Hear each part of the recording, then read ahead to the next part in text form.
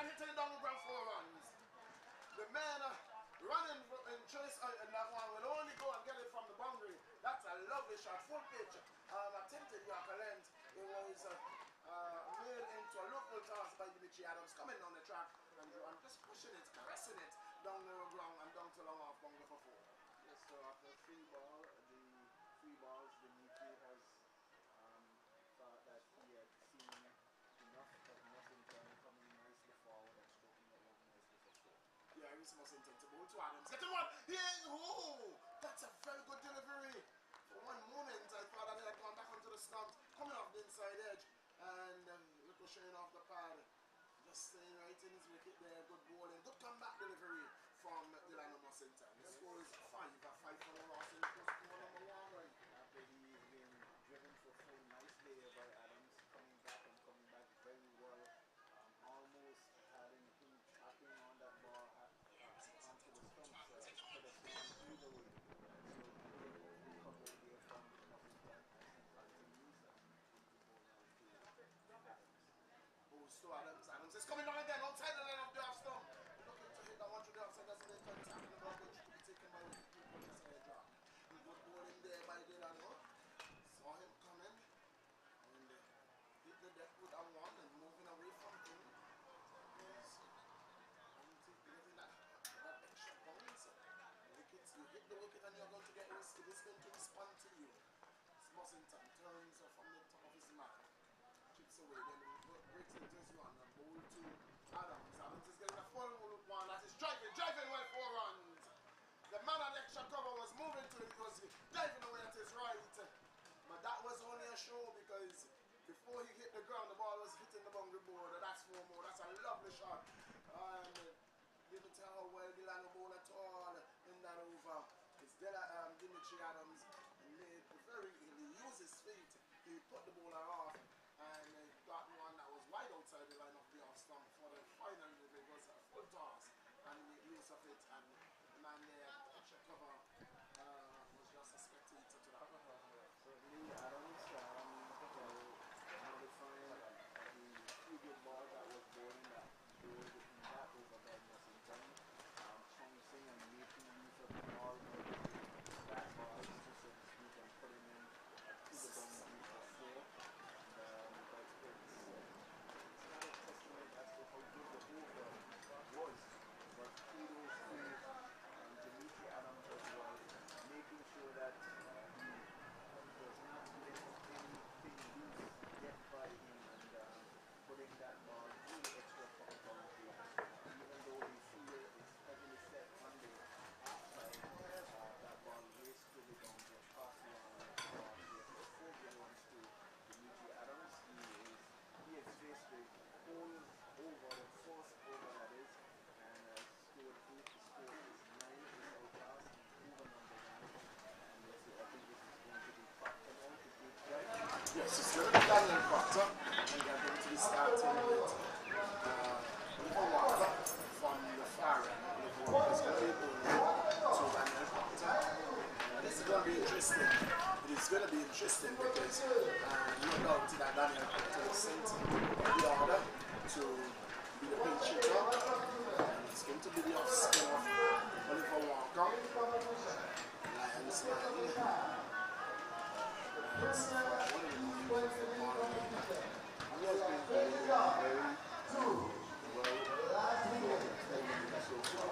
the wicket doesn't show of such work. He has been very containing and really helping the run pointers defend or protect the flow of runs whenever he comes on.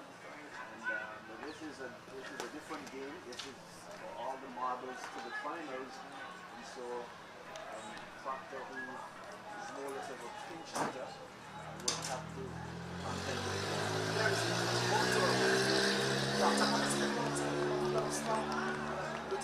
with a shot there outside the line of the off stump. Not a very confident shot. And now Battles immediately make some adjustments after the short-term man to go to his right for the right-handed batsman. Daniel Proctor, the slip has been instituted. Shot final, short-term man. Here is Walker to go to Proctor. Proctor is coming forward Again, looking to drive, doesn't make it a half and half shot, not a whole hearted shot there at all. On the onside, it is all over shot, and then put it on, shoulder it on, the middle, and the man on the serve, on the offside, we have the middle off. He's being asked to go to his right now to a more finer mid-wicket, long off position. We have a short middle off, was just from the yard in. Third man, extra cover on the sweeper, man on the sweeper bomb. Here is Walker, about to Proctor. Proctor is driving straight to the man there at push mid off, can't score. Total remains on 9. 9 for no loss in the post over number 2. Here is Walker again. And the stop is run. It is wrong. And again he has stop is run. Something one in his eyes. And it's very windy here. It's very windy. It's Walker again. He's going to try again. Taboto, Proctor. Proctor's going back and forcing out straight to the man at the middle. Can't score. And now the bounce is going to go in the kitchen shot mid off. So he has Tita catching. And the 2 men here is Walker. Taboto, Proctor. He's hitting this one. High, hard, handsome.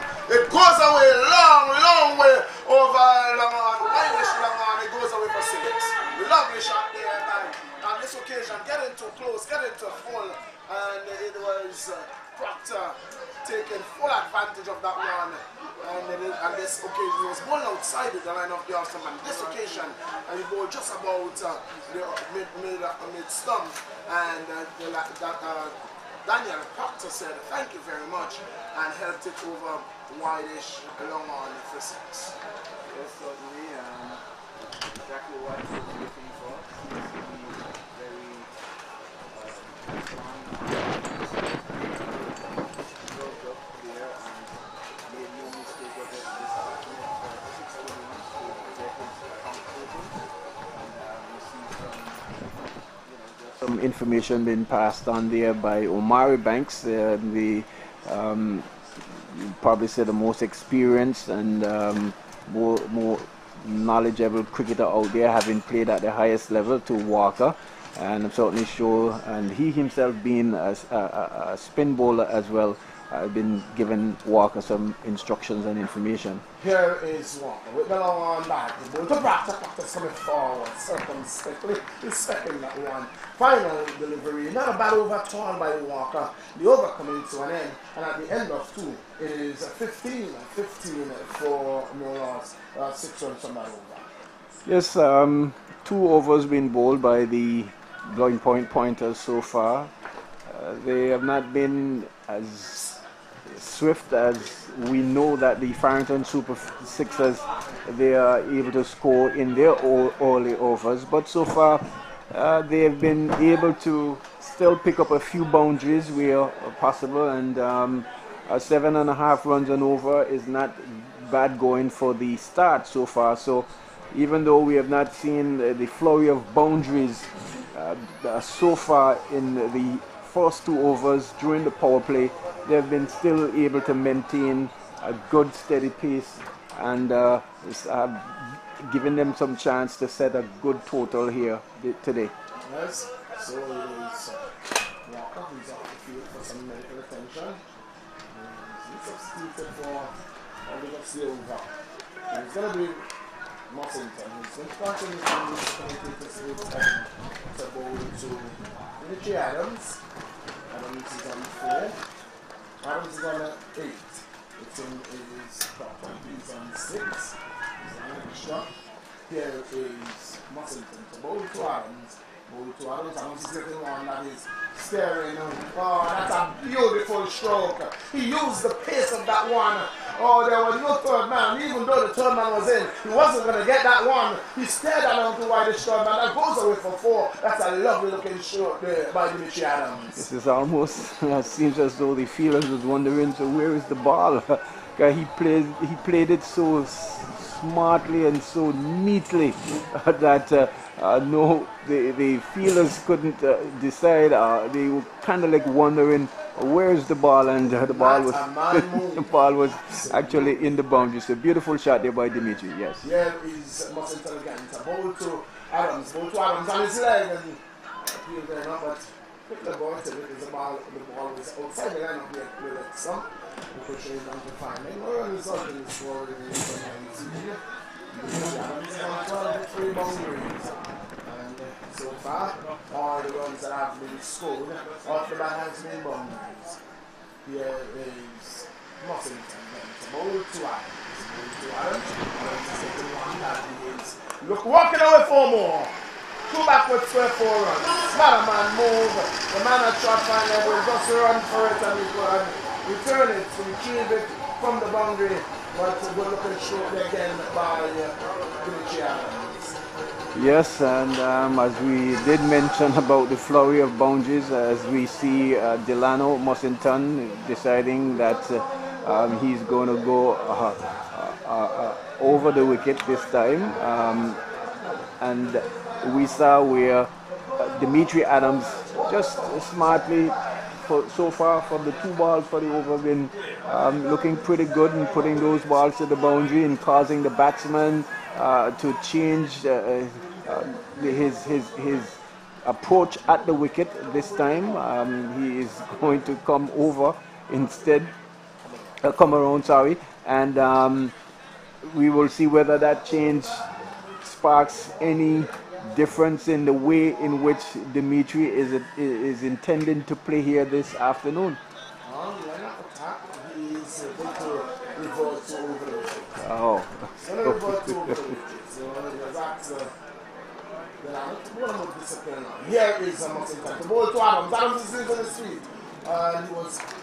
He looked a wide ball, but his ball given belatedly a wide. Was given belatedly a wide. That's a tough call. That's a very tough call. And he was making it looked wider than it really was, because he was giving himself room while he was coming down the track. He was going to the left side, and so it looked very much wider than it really was. Here is Mussington again. The ball to Adams. Ball to Adams. Adams is falling. He is not really. I think this one is a little long, the ball coming off the glove, and the shot. Finally, no run resulting. It's rolling in 24 for no loss. Over number 3. This starts here by Super Sixers. I think it's in the target, and it is Super Sixers. So 1 touch to the bat. They are looking good so far. We're at 8 points for over. Here is Mussington. His hands up in the weights on Adams. Adams pops away at the crease. Mussington runs on the ball to Adams. Adams is driving, spanking shot out to the extra part and the extra cover and the other one. Short by Adams. He moves on to 17, to 25. 25 for the loss. Downstairs Stoney. He's done a good job for the tournament so far. That's really minutes. And the commentary is keeping the crowd here alive and updated to what is going on. And doing a good job so far. Certainly, as we see some field changing, as a new batter facing for the first time to Mussington in Proctor. He's right-handed, so certainly we'll see some shifting in the field as well. But so far, the Farrington Super Sixers are very confident. They probably thought, well, okay, yes, we can win the toss and bat as well, and put up a good score and play them out of the game. The pointers, that is. Here is Mussington. Ball to Proctor. Ball to Proctor. Proctor's giving one of the pad, and he's looking to one of the pad, and Proctor was not interested in that single. And it was Adams once, and it was pretty easy. The over coming to an end, and at the end of over number 3, it is the Super Sixers winning the batch, moving to that day at 26 for the loss. So scoring at 8 runs and over for the start is pretty good going so far, and on their way to setting a good platform. They've been taking mostly the advantage of the pace bowling and certainly show that when we do suspend, maybe in terms of the run scoring might be just curtailed a little bit. We know that these batsmen can play spin very well as well, and so they're giving themselves, they're not doing anything rash, they are not overly committing themselves in an effort to score runs, but they're just taking their time nicely and trying to get themselves in. It's only 3 overs being bowled, and they're taking themselves their time and making sure that they set themselves to set up a good launch today, Millington. Yes, it's Walker's back on the field and back on the ball. And here is Walker. It's a ball to Proctor. Ball to Proctor. Proctor is hitting this one. Down to long on. They're gone for 1. When they come back for a second, they're looking for it. They're going to come back for a 2. And that is slapping a bit of work there by the field. And he got the ball. And he was belatedly, he got it in. Held up the ball, and the batsman was taking advantage of that. 2 runs to the total, 2 runs to Daniel Proctor. Here is Proctor again coming forward, circumspectly pushing it up the track. No run resulting. Score is on 28 for Nola. Over number 4, here is Walker. Bowling Proctor. Walker turns this one on his pad, and they cross over for the single. Total moves on by Iran. 29, and Proctor is on 9. Proctor is on 9, Jimmy Adams is on 17. 26 it is. 29 was on 2. Here is going to be along the wickets. So we'll find the Jimmy Adams. So the first time we'll find that. And we will show it at this with 10. Here is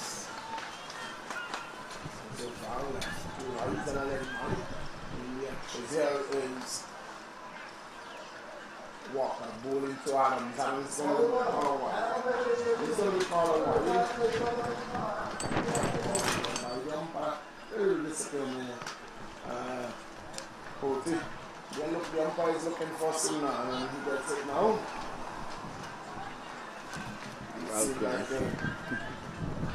The umpire went out without his glasses. Seems like the umpire went out without his glasses. It is Walker. It's a ball to Adams. Adams is driving, and that's a ball passing there. Now Adams couldn't see it clearly. So the batsman passes it for 1.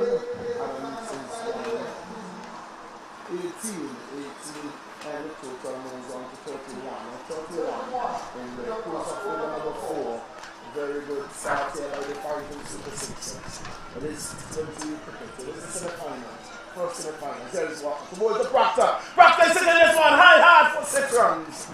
That goes into the net, and it goes away for 6. It was short. Proctor standing tall and working it off his leg, and it goes away high, and it's a walk backward square. It goes away for 6. And the total moves on to 37 for the runs.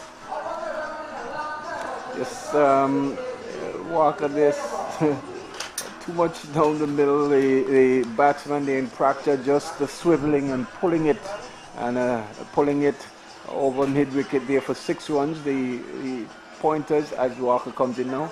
Walker towards the Proctor takes him forward, second. That's more of the line that Proctor needs to be bowling. And at the end of over number 4, it is the Farrington Super Sixers winning the toss, choosing to bat. They are 37 for Noraz. Proctor is on 15. Adams is on 18. After some comments from Tony, the next voice you're going to hear now, it's Amanda.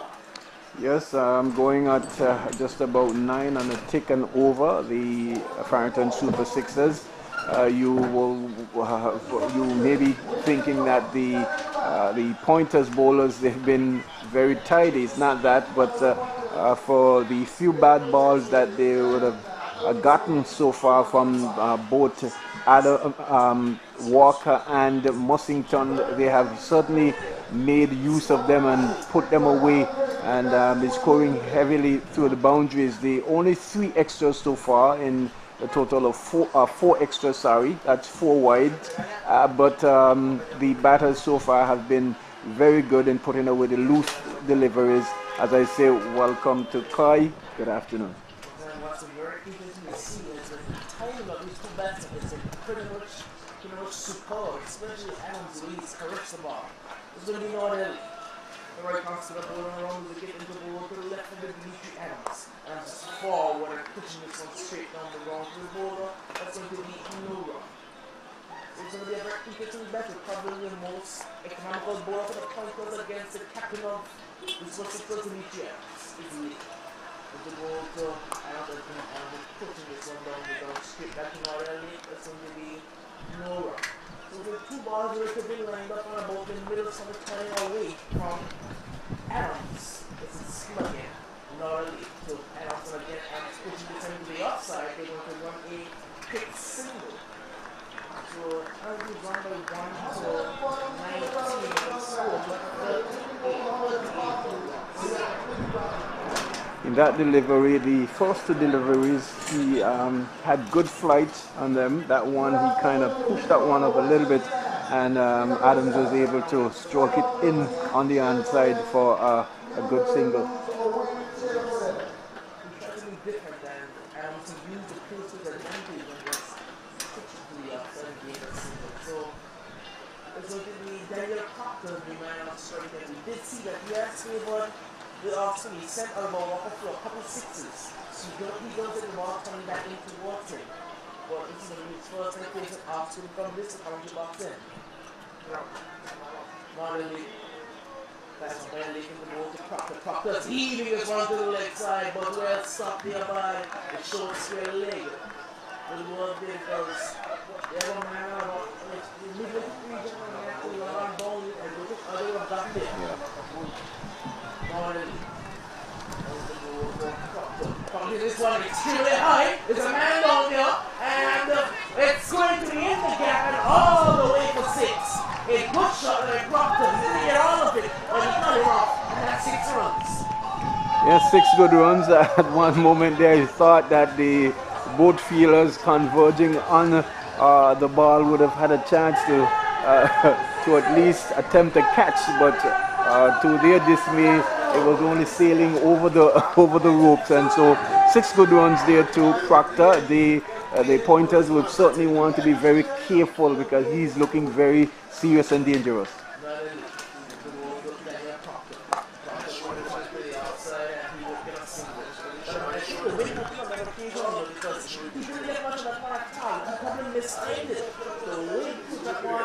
Because he saw that Walker took a rope towards the ball and the ball just kept going away from him. Yes, yeah. Yes, pretty interesting as well, because I really thought, I'm saying that is hanging up nicely for someone to take a catch, but as you said, the wind helped it over the ropes, and 6 good runs to the Farrington Super Sixers. Like I was saying to Millington earlier when I spoke to Delano last night, he was saying that if they can get the star batsman for the Farrington Super Sixers, that is in Jadel, they will be in good stead. But as you can see here, these two openers have built a good, strong platform, 6 runs away from the 50, and we're still into the power play, so they have started really well.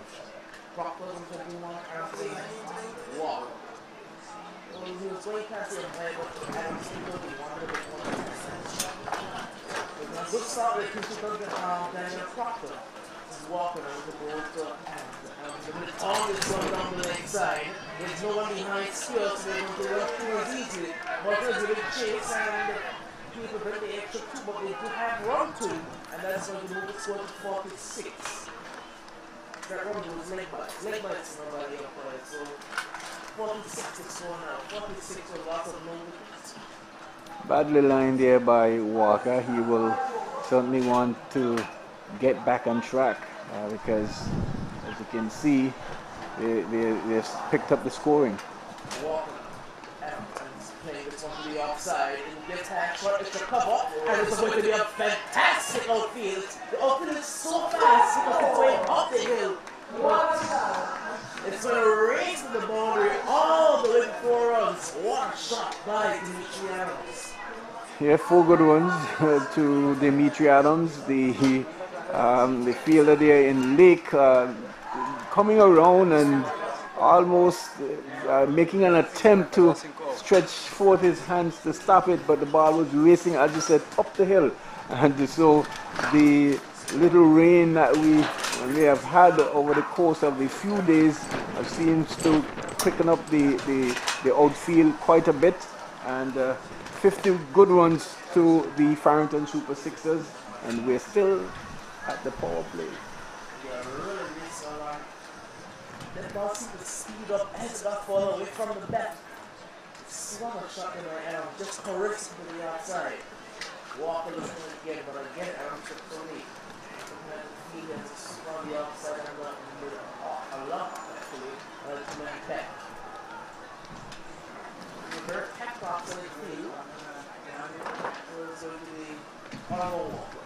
On the ball to the leg side ball that was straight up, and the captain got the single, so the ball to the four was going off the block. Yes, certainly. You know, the field is well set on the offside, but when you look at it, there's some wide open spaces as well. So anything through will certainly go to the boundary for 4. You saw that drive by Adams. It's not past one, it's the cover, and once it beat it, it was racing to the boundary. Yep, yes, certainly. More leg side field, extra man is the leg side, you have 4.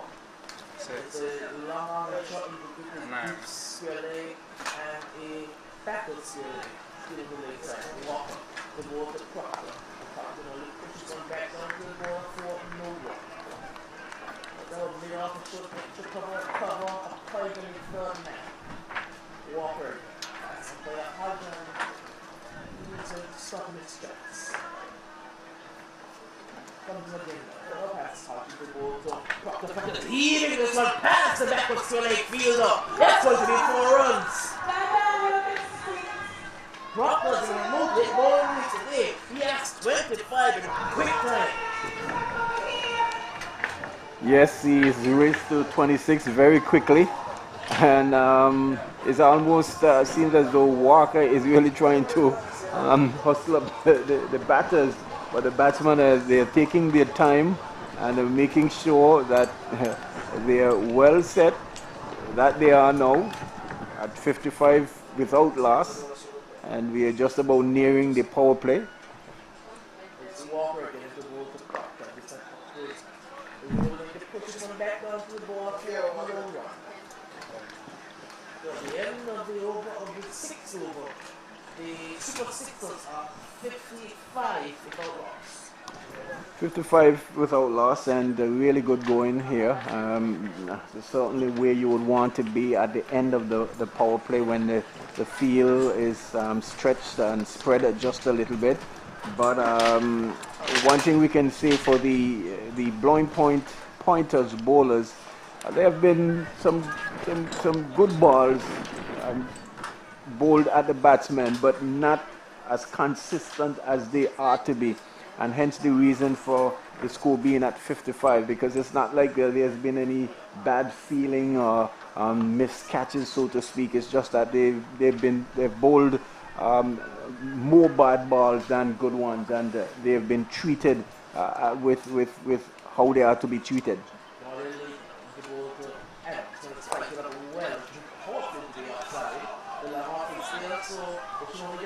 Walker's a very strong arm, and Proctor gets one saved, so very good running by Adams and Proctor. Yes, they've been running very well so far, for the most part, when and as often as they needed to run, and they've kept the scoring be ticked over.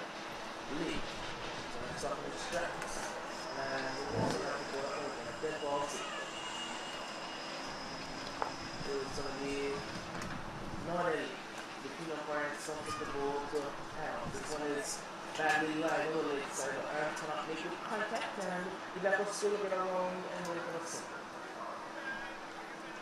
Leg by single like this, so he didn't make any contact because I thought that the ball was traveling rather slowly for one after that. In fact, it came out of there. This is going to be very interesting battle. Not a lead to a strong Daniel Coffey to them. I believe 3 sixes so far in the innings. Not a toss ball hand the team this one. Doesn't make the contact. A man is coming in there, offering to get the boundary. And that's a good catch. A very good catch taken there. Because he pocket checks. Very fearful of never approach the ball. And over extremely well. And that's the end of Daniel Proctor. Very, very well judged catch there by Carlisle, and he had to cover some ground.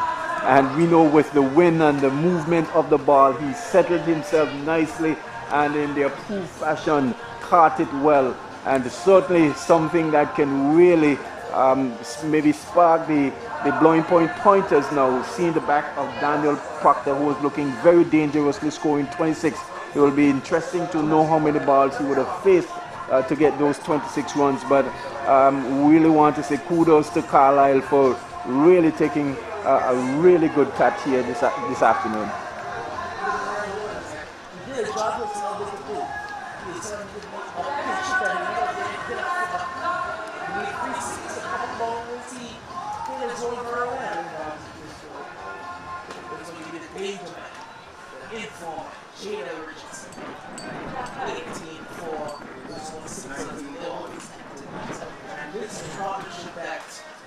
The Panthers will want to break extremely quickly because if they can get into the middle order, they can expose the middle order of the Super Sixers, then it may come a bit of concern. So, yes, as Proctor would have faced 19 balls for his 26, so good going, and certainly served his purpose for what he was sent out to do in the power play, and has given the next batter that's coming in, that's in Jadel, which is in the inform batsman for the Farrington Super Sixers, a nice little platform to, you know, build on. You won't have to be rushing at the onset, and so he will see what he will do here for us this afternoon.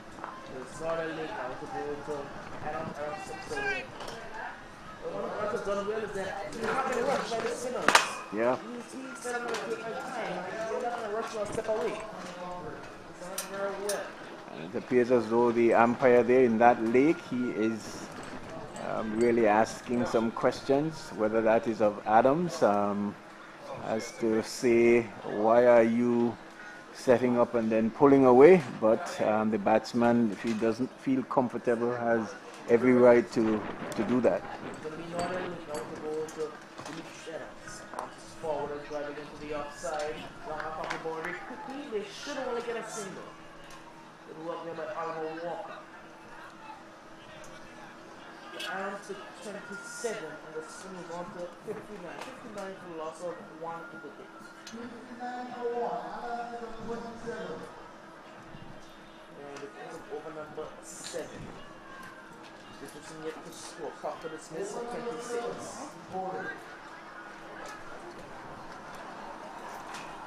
Doesn't made in the field.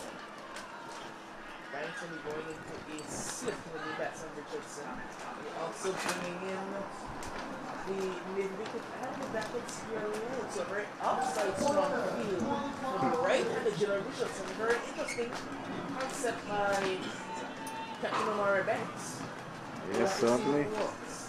Not really.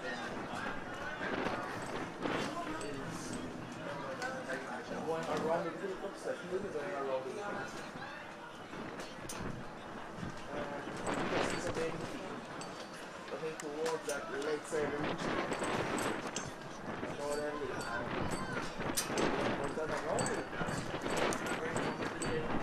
Now he's having a conversation with, actually he's going to go over the wickets. Maybe he wanted to go around, he's going to go over.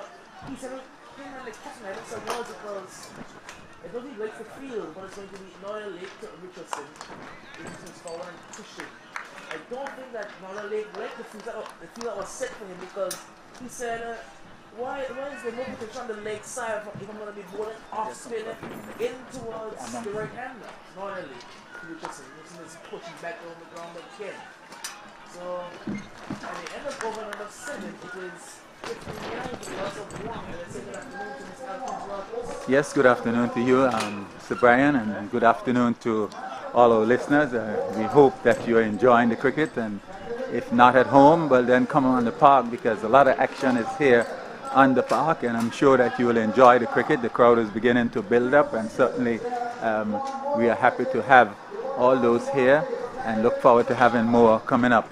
The match is interestingly poised. I would say that from this standpoint and from my advantage, the Blue Jays, the Farrington superstars, will be at the moment, they seem to be just out in front with 50-something, 57 runs on the board, and just losing the wicket of young Adams, who has played well, looked good until Proctor, who, in fact, Adams, the young one who looked good, Proctor, who was hitting some lofted blows, he's the one who is out.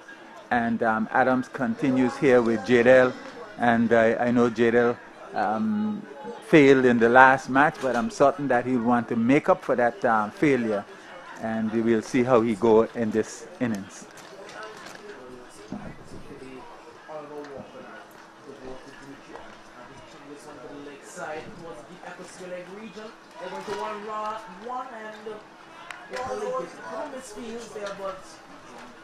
They didn't want to risk it. Oh, it's right up some of the yard circle.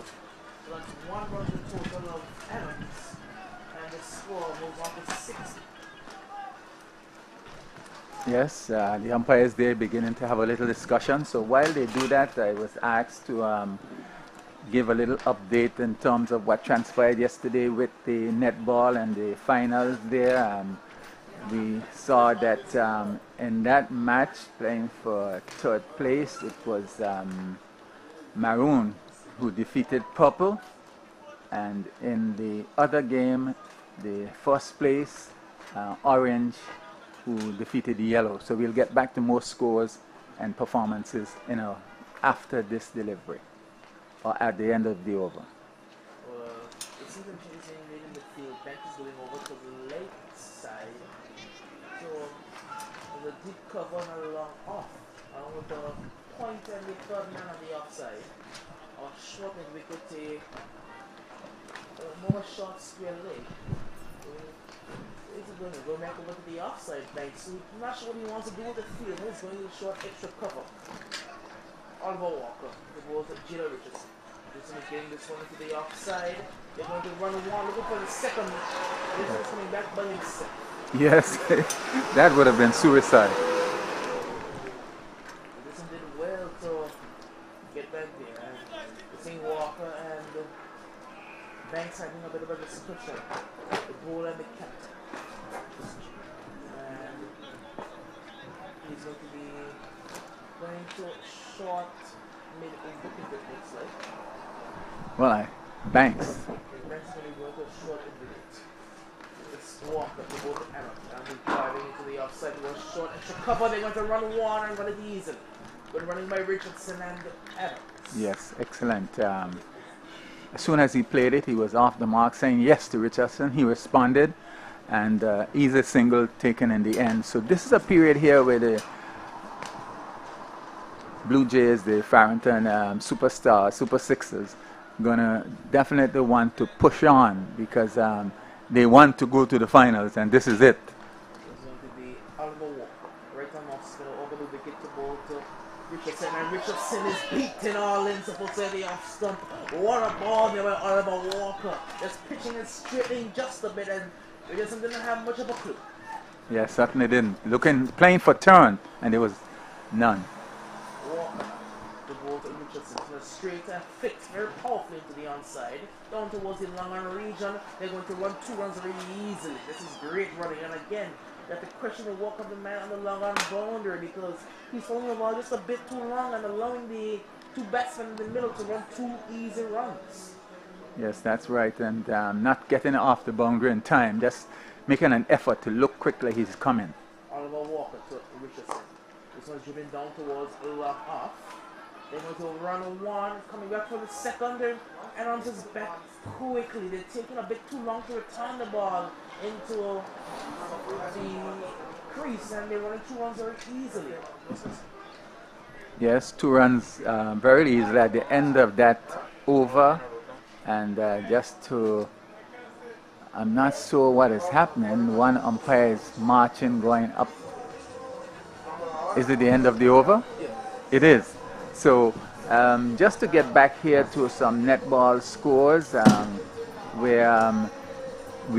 yesterday where Orange House came first, second place was Yellow House, third place was Maroon, fourth place was Purple. And the outstanding performances, outstanding player for Purple, Alia Douglas. Congrats to Alia Douglas for Purple. Outstanding player for Maroon, Zahalia Warner. Outstanding player for Orange, Tiandra Edrums. And the outstanding player for the Yellow, Trina Hamilton. Or Trinai Hamilton. It's going to be now to continue. So the team umpires around the wicket. Both to the left-handed batsman, Dimitri Adams. Both to Adams. Adams to this delivery. He's getting one outside and then off the off some. Staring it past back with 0.4 runs. That's a lovely shot. That's a touch shot or a touch play. Yes. He's not a very big man, and he can hit the ball, but today it's not about brute force, it's just about placement, it's about timing. Or he just stared at one between the man at Dolly and backward point, and he raced to win his fast outfield for 4. Yes, just manipulating the field. He saw where the man there at point was, the man there at backward point, and he just placed it away. A lovely stroke for 4. Yeah, it's a ball to Adams. Adams is again on this occasion just dropping it, and it goes to backward point. They get a single, and the man at backward point today should have been a title. He was hot napping.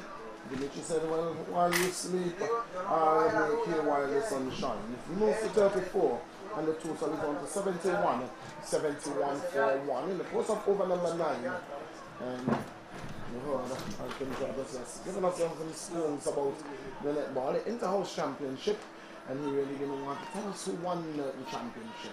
When he spoke about the Tigers, he went down, his voice dropped. Yeah, it's not. Over the wicket, to ball to Jadel. Jadel is hitting this one over backward square. One bounce and into the fence it goes. That's 4 runs. It's a good looking stroke there by the champion batsman Jadel Richardson. The most 9s, and the total is on to 75.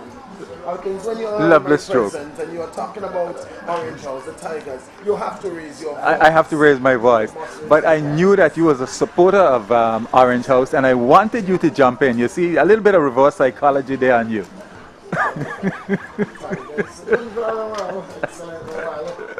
A lot of skill, though, I must admit here.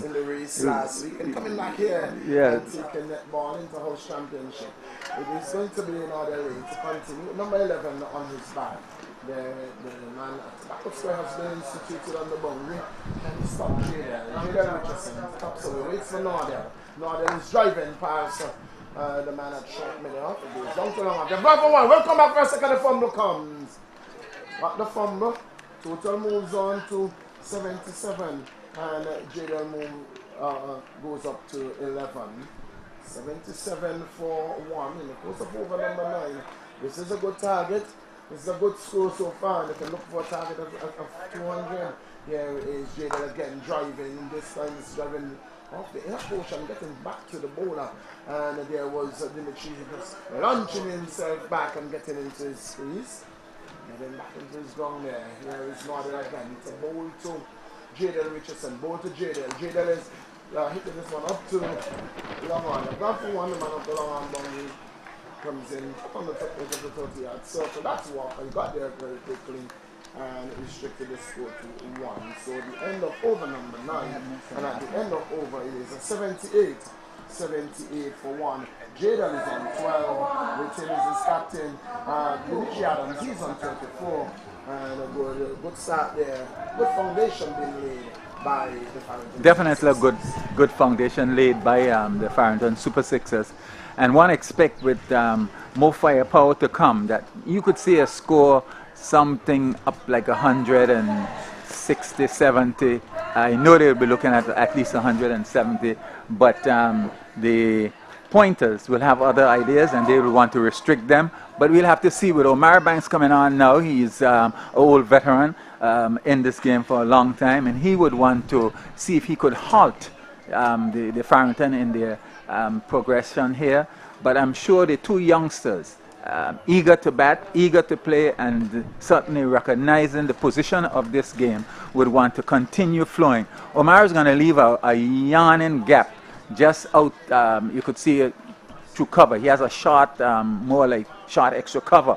And there's a yawning gap, even though the man is out there. Once you drive and you time sweetly enough, it must go for 4. Well, I'm not sure about that gap because there's no slip.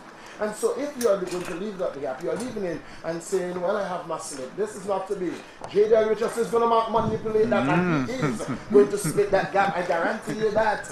He will have to be on top of, really on top of his game, Omari Banks, and I look to be the better man here today. J.D. Richards will have different ideas. Here is Banks with the second delivery to ball to J.D. J.D. is coming forward and dropping it and looking for a single, a cheeky single, not on. Keeper moves away to Josiah John. He's from behind the stumbling field. Josiah John will have to come good for the pointers today. He will really have to back out of his skin. 78 for 1 in the course of over number 10. Here is Omari Banks. Ball to J.D. Richardson. Shot, banged away. And the man there from the extra cover, he moves away. He feels sending a good return, and he has been moved to his right. If you notice, he's been moved to his right. Yes. To take up some of that yawning gap that we were speaking about.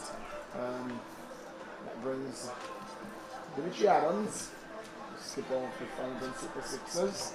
He's on 34. He's on 34. The score is 79. Gabriel is on 13. Gabriel on 13. Dimitri Adams on 24. The man out is Daniel Proctor for 25. Opening the innings. Another opening combination tried by the Super Sixers and got them off to a flying start. Omari Banks again. It's a bowl to Dimitri Adams. Taps away and wait for Omari Banks. To this delivery, he's getting one shot. Right off his leg. This is going to run close to the fence. And in fact, the man there in hot pursuit, he's blind. He's only going to be retrieving that one from the boundary and run out of the yardage very, very quickly. And it goes away for 4. Dimitri Adams moves on to 38. And the total moves on to 83. 83 for 1. And I can heard you talk about 160. If they will get up to 160, it will show a regress in the position they are. And here is Omari Banks to go to Adams. Adams is working this one in the air, 4 runs. Lovely stroke. Lovely stroke. Superbly played there by the man Dimitri Adams. Taking advantage of that gap there between, well, it is a long on, and the next man that you will meet is the man backward square, and all he had to do was to beat the man a short mid-wicket on the circle and 4 runs. You know what was interesting about that stroke? The man who was more like a deep mid-wicket was shifted back to a backward square leg. So this delivery is looking towards the other pad and ball to shut off the start. No run resulted over coming to an end. And a very good one there for the Farrington Super Sixers to continue to march on. They are some 87, some 9 runs from that in. Yes, 9 runs, not bad because Omari, he was trying to mix it up. A couple floated, then he had a few that were flatter. And at the end, they still managed to score freely. As I say, good afternoon and welcome to Renford Kelsick. Well, in the meantime, it is a water break here. It is a half-time break. And in the meantime, before we get here the voice of Kelsick, I'm going to run you through our sponsors. Because indeed, had it not been for sponsors, it would not have been possible. It would not have been possible for us to be here. And so, because of that, we are going to go through our sponsors. And this evening, our sponsors, our gold sponsor, is Anguilla. It's a beach resort, cruising out, and a Frangipani hotel. And we are all grateful that they are on board our silver sponsor being Najiko.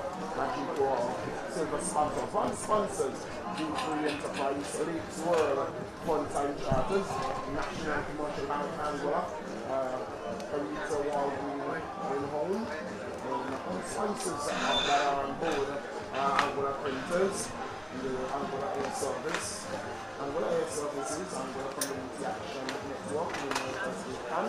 Restaurant Supermarket, Tropical Distributors, Bishop Stacati, Heaven Street, English Roof Restaurant,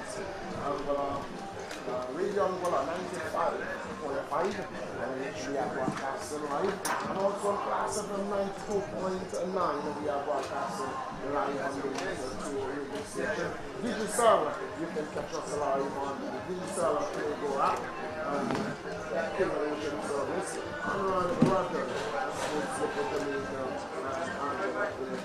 they are all on board with us, and we have Lloyd Guns, always ever present. Lloyd Guns is with us right here, and we have the man being carried also on live stream on YouTube. And so we are grateful for all our sponsors that are here and ensuring media houses, ensuring that we not only live on radio but on YouTube, but in fact that the tournament has been sponsored by these wonderful enterprise companies, and as a result we have T20 Anguilla first ever T20 So good evening to you, Kelsey, and it's a wonderful evening. Pointers on the back foot somewhat with the Farrington Super Sixes winning the first shoot into bat. At the half, they are 87 for 1, and a good start there by the point. Yes, good afternoon to all our listeners wherever you are. Very good start indeed. That's 8.7 runs per over. And we're looking probably to close to 200 runs here today, Millington. Yes, India earlier today, India defeated England, scoring 224. And England started a reply, a very positive reply. They were 120 out for 1. And then England, from the time India got the breakthrough, that was it. They came tumbling down. And India winning the series by the game by 36 runs and taking the series three games to 2. Very good match it was, and Kohli opening the batting there made a brisk 80, and after the 20 overs India made 224 for 2. Yes, and not only that, Kohli made 80, but the start that he got from Rohit Sharma was a flyer. He batted tremendously well. Like it was the Rohit Sharma in the past. Well, we are going to restart here at the James Reynolds Park. It's a point is taken on the Farrington Super Sixers in the first semi-final tomorrow. It's going to be the Beamers that will be coming up against. There is a massive. Yet to win a game. Can they upset the Beamers? It's going to be Northern Lake with number 11 on his back to move away from us here. To bowl to the right hand of Julian Richardson. He's bowling to a long off. Deep extra cover. Man there at backward point. Short mid off. Here is Northern Lake. To bowl to Richardson. Richardson's getting one outside the line of the off stump. He's hitting this one forward of the man on the boundary. Going for one. We'll come back for a second. And they are going to challenge his arms. Will they? They're coming back! This could be dangerous. It's going to get home. It's going to get home very easily. Very, very good running there by J.D. Richardson and Dimitri Adams. Very good running indeed. And the field man there, he was slow in moving. And he was watching the batsman, and at the same time he was watching the ball. So you have to pick the ball up first.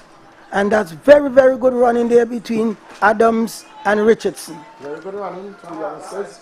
Showing what the bit of age on their side, what they can do. They don't have to get the boundaries, but they will run you into the ground. J.D. Richardson, a very fit young man. Here is Nardal to bowl to Dimitri. Dimitri's driving while this long off. They've gone for one, looking for a second, it's not on. Good work there by Walker. Having some problem with the arms. Dimitri Adams moves on to 43 on the total, there are 91 of the Super Sixers, nearing 100. Here is Nardell to bowl to Richardson. Richardson's getting a full toss. He's sitting this one. High, hard, handsome. The man out to the wicket. He was setting up looking for a catch. Then he realized that all I'm going to do is to take a good look at the ball sailing over my head as it goes away for 6 runs. It goes into the road, and are we going to see a replacement ball? Is that one going to come back? We will wait and see. But that goes away out of this plane area, and it goes away for 6. A bad ball there, Millington. A full toss. You don't bowl a full toss to Jadel, and Jadel just heaved it over the mid-wicket boundary. And looked as if we... He said, thank you very much. It was a gift from A gift, you're right. Christmas coming early for me. Father's Day coming early, and so I'm going to much oblige. Oh, it's an Easter gift. An Easter gift. Yes. An Easter egg. Yes, an Easter egg. Yes. Accepted by Jadel Richardson. So he stands with his hand back in the middle of the crease with his captain, and they're having a conversation as they wait. Is it for the return of the ball? I'm wondering if someone perhaps outside. Yes, I think yes, someone is going outside to see if they can retrieve the ball. But that was a big hit there by Jadel Richardson. Well, Jadel Richardson failing last week, and he's coming back here today, and he said, well, you know what?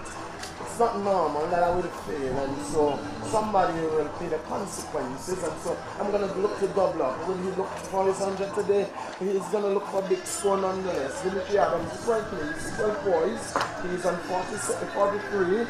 He's just into the 11th over, and good looking there for the Super Sixers on 97. So the ball is...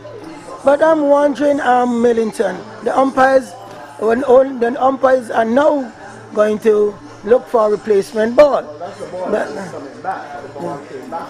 Oh, the ball came back. Okay. I think that they should have gotten a replacement. That's right. That was a bit of time taken out of the game. Yeah. And for the game, you have to speed it up and keep the interest of the people. So we are happy for those who are Oh, okay. those who are here at the ground, those who are looking at commentary here in Anguilla and inside the space, be it on the radio or on YouTube or we're streaming live on Lloyd. We are streaming on Playgo, and we are on MegaCharles54. This is a very special little shot. I have no run resulting. The man MegaCharles, and somebody told me that they are seeing on MegaCharles as if they are watching international cricket. Well, here is Nardell to ball to Jadel. Jadel is walking to one. This is a good shot. They've gone for one. Will they come back for a second? No. The man walk is too fast. Jadel moves on by one, and the total moves on to 98. Jadel is on to 23. Bringing his captain, that's Mitchie Adams. He's on 43 on to strike. The left-handed batsman pops away. Wait for Nardell. This delivery, he's getting one that is outside the off stump, pushing it down to wide is shot mid-off, and he gets the signal. The over coming to an end, and at the end of over number 11, Dimitri Adams, he is on 44. He's on 44. The Farrington Super Sixers winning the toss and choosing to bat. They are 99 for 1. A very good over there for the Super Sixers. And we saw Nardell there giving Richardson a full toss, which he whacked out of the ground. The field placing to me is not as good as we expected. And a lot of gaps been between the fielders. And no doubt the batsmen there, Millington, they're taking advantage of that. Yes, the park is not a very favorable field to defend on. It's a very big park. You see, it may not look so, but it's a big park. Omari Banks. It's going to be from the city end. It's a park you don't quite know what total is enough, because the outfield is very fast and you get value for your shots, and the surface is a very true one. Yes, very it is. True one. If you you get a bounce for the spinners, they will get for the speed man. The pieces, they will get some juice out of it. Here is a full pitch delivery, and they're really not taking advantage of it by Dimitri Adams pulling that one, tapping it to mid-wicket, short mid-wicket. He gets one, he moves on to 45. He's on 45 and the 100 has been raised. The 100 has been raised for the Farrington Super Sixers. So it's 100 it is. Jadel Richardson, the right-handed batsman, he is on a 23. He comes on into strike. And for him, there's a man at the backward square. There is a short, well, no, the man is going to go onto the offside. And the onside there is a man at forward square. And not quite in the mid-wicket area. Forward square, backward square. Short mid-wicket and a man on the long on bunk. And the offside there is a third man, a backward point. A man sleeping on the boundary. Mid-off and more of a cover region. And long off. This one is coming off the edge. It's past the man a short third. They've gone for one. We'll come back for a second. There is a third. The ball is when the race, no, it doesn't. They're going to get 3 runs. Good feeling there. Good bit of feeling. And then the batsman crosses over for 3. Jaden moves on to 26. He has a bad delivery there outside the off stump. And we see Jadel just steering that ball to the vacant slip position. And the ball really raised, but the field man did a wonderful job to save a run. Yes, saving one. I might just be the one that he didn't make off his back, but he saved it in the field. Here is the Omari Banks around the wicket, right arm around the wicket. Over to Dimitri Adams. He's on 45, and he's on 45. He leads for Omari Banks. Omari Banks is taking a lot of time to bowl. In the meantime, the lights on in the vehicle, and we'll get that off now. Omari is ready to bowl to Adams. Bowl to Adams. So the delivery Adams is getting one that is bouncing, but he says it to short out and gets a run. Very good run in here between these two youngsters, Millington. Very good run. Pushing the ball and just calling quickly for the single. And on what we noticed, Dimitri Adams was getting the boundaries at free will when it was Proctor that was there, and they got a good start. Now Jadel has taken over and say, you take the front run, I'll just knock it around and give you the strike. Here is Banks. So Jadel, loose ball, 4 runs. Loose ball, 4 pitch delivery on the leg, and the form that Jadel is in, he wasn't going to miss out on that at all, and he just helped it to the mid-wicket boundary. That goes away for 4, and the total moves on to 108. 108 for 1. Bad ball indeed, Millington. A full toss. You don't bowl Jadel a full toss down the leg side because you know what's going to happen. He just took advantage of that, banged it into the onside for 4. 4 more. He's into the 30. He's on 30. Here is Omari Banks again. So bowl to Jadel Richardson. Bowl to Richardson. Again down the leg side. This is going to run close to the fence. They have gone for 1. We'll come back for a second. It's all wide. They are going to come back for a third. So 4 runs added to the total. 4 runs added to the total. 112 it is. 112. That's the wicket. The lone wicket to fall so far. And when the score was on 58, and that was the wicket of Daniel Proctor. He was scored for 25. And so far, I'd say partnership here. Here is Omari Banks to bowl to the man. That's Dimitri Adams. That's the 50. He gets to his 50, beating the man there, backward point into the boundary. That's his 50. A superb innings there by the captain of the Farrington. It goes away for 4. Dimitri Adams, he is on an even 50 not out. With him is Jadel Richardson. He's on 30. It's 116. 116 for 1. A very good knock indeed by the captain there, Dimitri Adams. That one just outside the off stump and steering it past the man at backward point, who dived to his right, but it was well timed and into the boundary for 4. In vain that dive it was. Dimitri Adams is on 50. Dimitri Adams on 50. With him is Jadel Richardson on 13. At 30.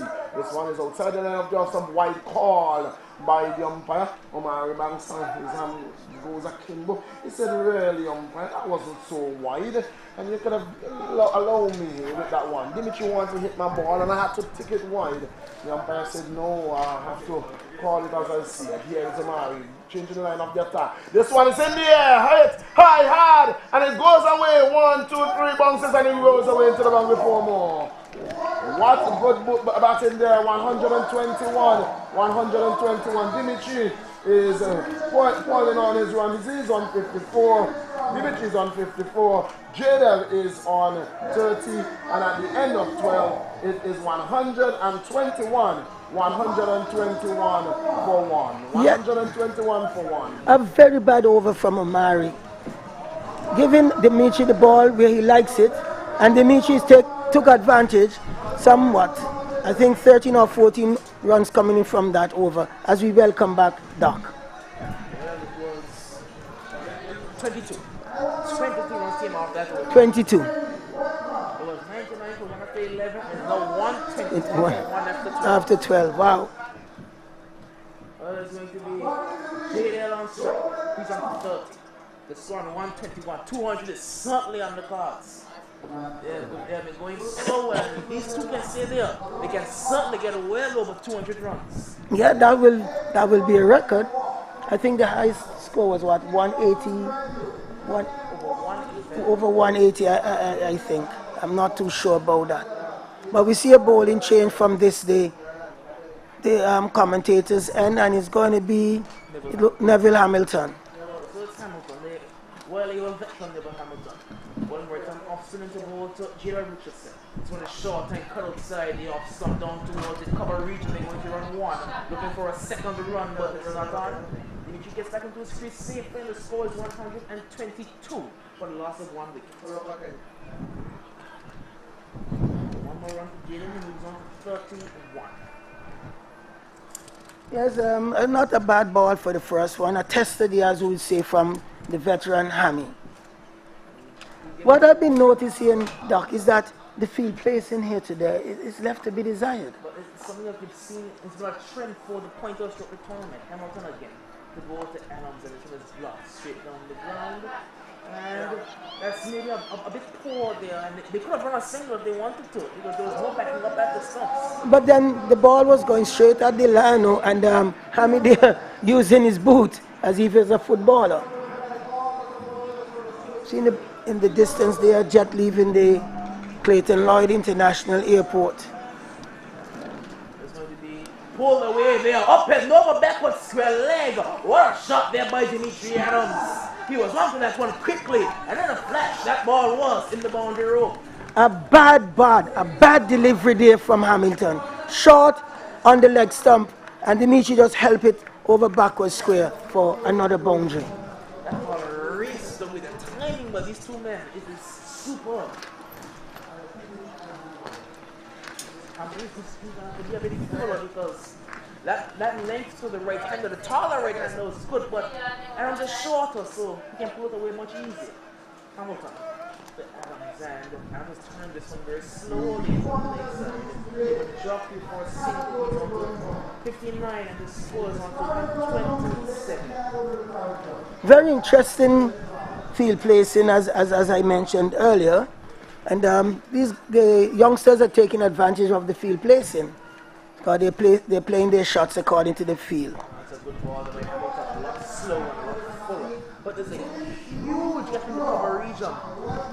The cover region is completely open.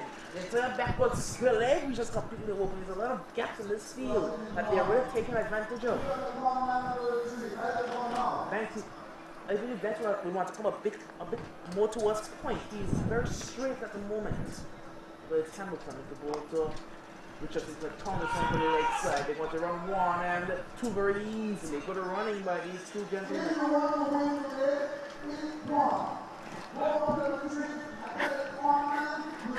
As I mentioned, the field placing is very, very poor. There's too many gaps. There are too many gaps. There are too many gaps in the field. For T20. There's a man at backward square, and between backward square, there's a long on. So all that open space. So the batsmen have time to play their shots. They don't, and as long as they have timing, they can get 2 runs easily, and if the timing is there, it's gone for a boundary. It's been a trend for the point of stroke tournament. The field has a lot to be desired. But with the with Omari out there as the captain, you would have looked for a better field placing from Omari, using his experience. But I guess it's all part of the game of cricket. Again, we're looking at the field and the wide open gap between the backward square and the long on fielder. There's no one covering deep on the leg side around the mid-wicket region. Nobody is the backward square. There's no square leg either. And now Amari is making the adjustment. I think he can hear me. I think Amari can hear me because now he's making the adjustment and now he's sending back the mid-wickets. Yes, yes, it's more like that.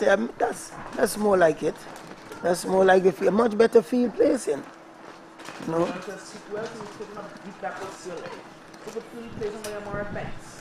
He's in the ball, so I'm just heaving this one to the leg side. That's into the gap at deep backward square. That's going to be 4 runs. Looking around the field, Doc, and taking advantage of the field placing. No mid-wicket, the man at backward square, and he's heaving the ball between the fielders. They're just placing the ball between the fielders. He's not overhitting it, he's just placing it. Yes, exactly. That's exactly what he's doing. Well, as we mentioned, the way the going is right now, Doc, we're looking at over 200 runs. They had 133 in the course of the 14th over. Banks.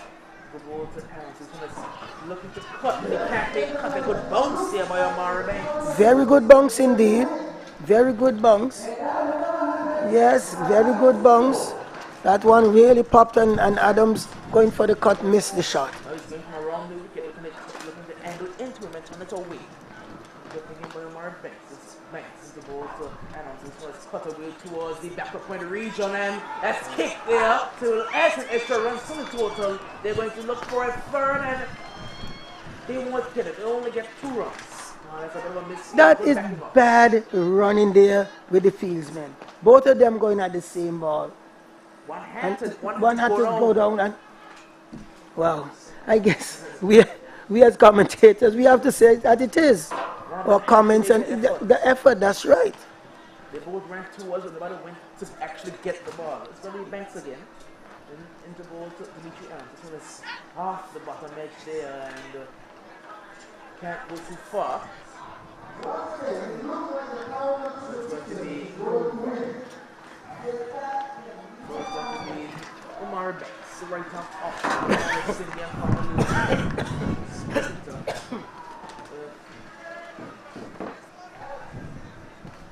Passing up by a hot, the ball to Adams. This one is driven away down towards the cover boundary. That's going to be 4 runs. What timing by Adams? What placement by Adams? That's 4 runs. A rocket off the bat, and he's on to 69. He's really going towards that 100 very quickly. Well, the Farrington Super Sixers have really thrown down the gauntlet to the blowing point pointers, and I think Banks might have missed the trick in terms of bowling out Walker and Lake at the same time. It's going to be Banks on the ball to Adams. He's pushing this one very slowly into the offside. Arsenal will stop it, but he cannot prevent the single. So he's into the 70s now. He's at 70 and the score is at 140.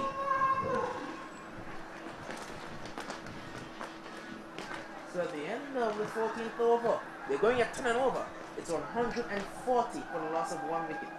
Yeah, so at the end of the 14th over, with some 6 overs to go still, they can easily score another 60 runs if these 2 batsmen stays at the crease for the duration. And so the pointers, they will certainly need to start to be thinking a lot more purposefully here if they really are to limit the Farrington Super Sixers from getting over 200 runs. So far they are well underway. These 2 batsmen are well set. They have been some of the main contributors to the Farrington Super Sixers tournament in terms of the scoring so far, and today is no different.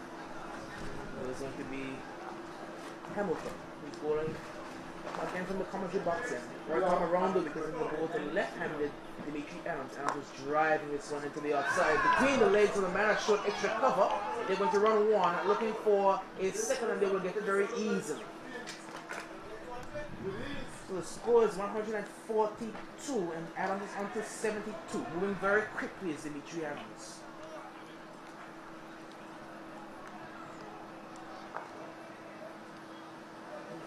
So it's Neville Hamilton. Number 5 on his back. Between umpire stumps the ball to Hamilton. He's going to drive it back down towards Hamilton. Gets down well, stops it. That's going to be no run. Passing the ball hand to down the ball to Dimitri Adams. So let's block back and cut away pass, backward point. That's going to be 4 more runs to Dimitri Adams. He is racing along towards his century. He's on 76 and his score is on 146 for only 1 wicket loss. Yeah, it's almost as if the pointers they have seems to have gotten to a stage where they say, well, let's see how many runs they will score and we will try and get it, because they are not looking to really stem the flow of runs here at all this afternoon. They're really feeling the loss of the captain Leon Lee. So it's reverse swept away, but there's a man at the deep point boundary. They will only get a single. The return comes in. Okay, 147 the score. 147. Only 1 wicket. They're really motoring along. Of course, they have the likes of Raymond Adams. They have Terry Adams. Yes. They have some heavy hitters still in the go. Hamilton to Richardson.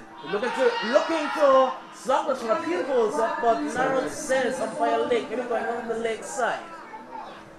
Looking at the replay, and it seems to be going down the leg side. And good decision there by umpire leg.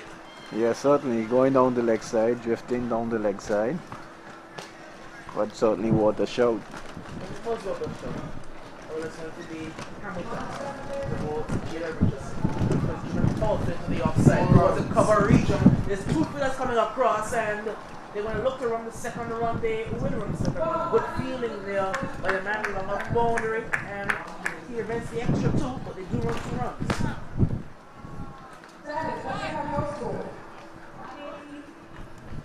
Jada's on 35, and the score is 149. 149 for 1 after over number 15, and the Farrington Super Sixers are at 149 and really in with a chance here. They've given themselves every opportunity to qualify for the finals. That could have been spurred on by their loss over the course of last weekend in their preliminary match, the last preliminary match, where they were beaten by the Beamers chasing, and they said that they're not going to make a mistake this time around. They won the toss and elected to bat, as we see some dark clouds around. We've got a stiff breeze. The sun is still partially with us a little bit, but the Farrington Super Sixers, they probably have said to themselves, well, if it's one match we won't want to lose, it's the semi-final, after having played so well throughout the preliminary stage of the game, and they have given themselves a good chance here today. What this is your favorite right now is Pacers from the Super Sixers. Of course, that Jalen Richardson, he's a good swing bowler, so he'll get assistance from the breeze from the commentary box end, and of course with Simba Bowen. He probably bowled the fast out of any bowler in this tournament, and the hardness of the surface, you can see the sheen in the surface, how hard it is, and he'll get some serious bounce off of it, and he has already hit a couple batsmen in the head. Yes, he certainly worked up a steam here in this tournament so far, as we see Delano, who would have started from our comment end here, has switched to the city end. And as we can just take a look at the pointers so far, I don't think they would have served themselves well in terms of their bowling. Their bowlers were not as consistent. There were some good balls and but very, very few good overs, so to speak. 9, 15, 46, 47, 44, 55, 56, 78, 87, 99, 121, 129, 140, and 149. That was after every over. So I believe there's only had one over that's gone for less than 6 runs, and that was over number 7, that number 4. Yeah, so they've been very tardy in their bowling today, and they certainly have a mammoth task on their hands to chase down these 149 that is set so far. As we see, you're not missing any cricket. There's some field placements, and they're taking their time. And it's Adams now to face Mussington. And he's looking to cut this one away, and it's going to be a wide signal there by the umpire. Maybe a bit harsh, but a wide nonetheless. It might have been harsh there. I don't think it was a wide umpire harsh. Replays could be a little bit, you know, almost. If the ball to Adams is driven down towards short, if the cover, there's going to be no run. But a player that I believe that the pointers may have misused is the man John Calendar, because he did have a very good game, I believe 3 games ago. He's a very good right arm pace, but he had one bad over. He's not been brought back onto the attack again. Washington down to Aaron, and he's driving this one towards short extra. Good running to get a single. 151. Last one, run mark, 151. And they should get over 200 the way that they're going right now. Yes, so putting some pressure there on the fielder there, and getting in the end an easy single, but setting off confidently, noticing that the fielder there had misfielded the ball. It's going to be Mussington into the danger field, Richardson, and he's not outside the off stump. The region is open. Arbank very short there at short end wicket, but there's one behind it. Mussington now to go to Richardson. This one is hooked away, but can't get past the short backward point. Short backward square leg field. Didn't make contact with the JDL. Again, he's going to have to be very disciplined in this line, because the Leighton has some gaps, and had Jilla made contact, that would have been a boundary. So far he has done well. Let's see if he can continue. It's going to be Delano Mussy. That's a compare hard down to ball to Jade. This one is flicked away towards the square leg boundary. There's a man on there, but they should get 2 runs very easily. That's well played there by Jade. 37 is Jade out to 37. And it's on 77. The score is 153. It's down. I'll pass it umpire up from the ball to Jade. And he's looking to play this one there. That's going to be a wide, and that will raise the boundary as well. That's going to be 5 extra runs there. Ill-disciplined by Delano Mussington.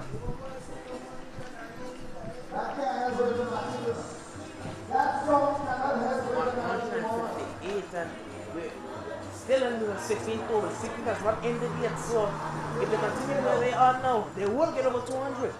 So as we were just mentioning in our comments just before this over started, we were saying how inconsistent they have been between overs, and it is showing here again in this over. It's going to be Mussington. The ball to Richardson is picking this one up over mid-wicket. They're going to run 2 runs very easy. Walker can cut up the second one, they will get the score. I don't know if it's not a late ball though. Yeah. Now Lake has bowled all 4 fields. Walker has bowled all 4 fields. And with them being probably your 2 most consistent bowlers, you would have wanted at least one to have some overs at the end. Exactly, and that's what myself and the score there in Livingston, Clifton was saying. Well, it's 160 the score, I believe. 160. So to be a dead ball. 160.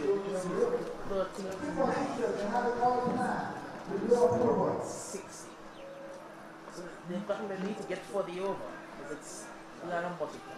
Now with the ball to Jaden. This one's picked up high. There's a man along on boundary. It's Walker. Did he take that? Oh, that's a fantastic catch by Oliver Walker. Coming. Neville Hamilton down there. Well, he looked like Albert Walker. He flew like a cat and took a fantastic catch along on boundary.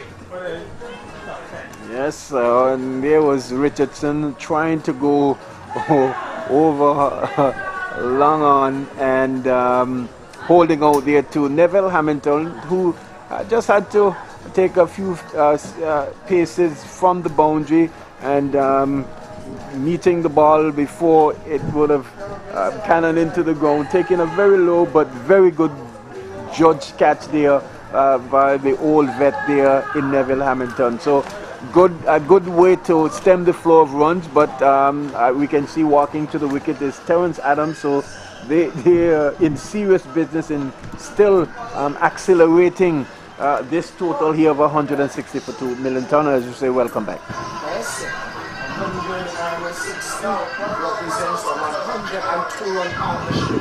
102-run partnership by J.D. Richardson and Dimitri Adams. It's a 102-run partnership before they were separated.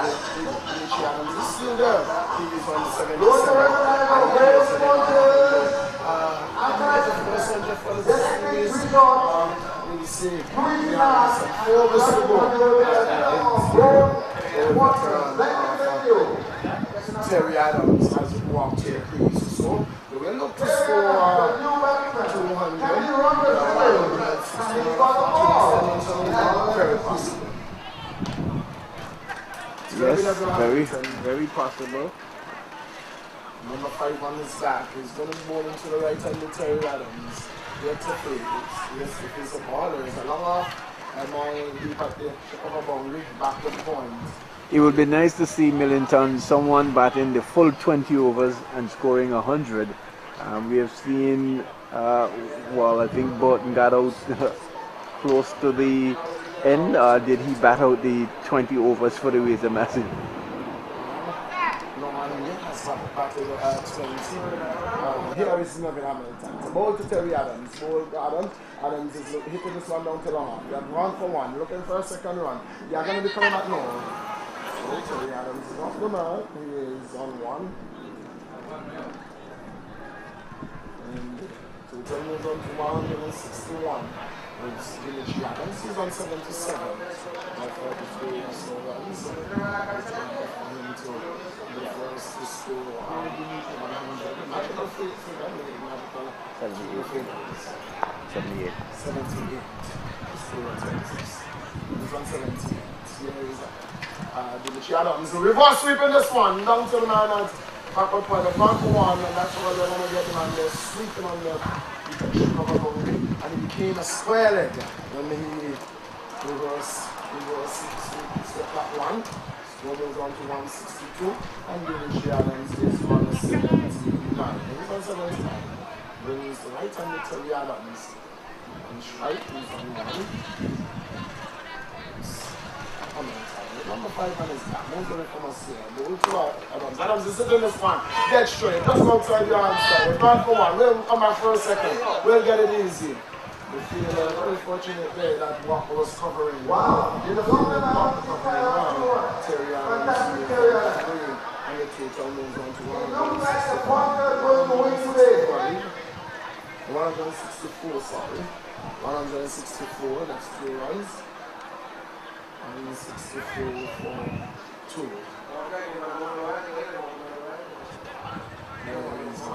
Go to Adams. Adams is in this one.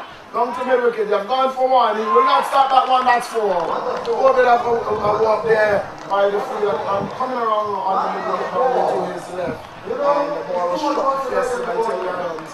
That one. It goes away for 4. The total moves on to 168 for 2.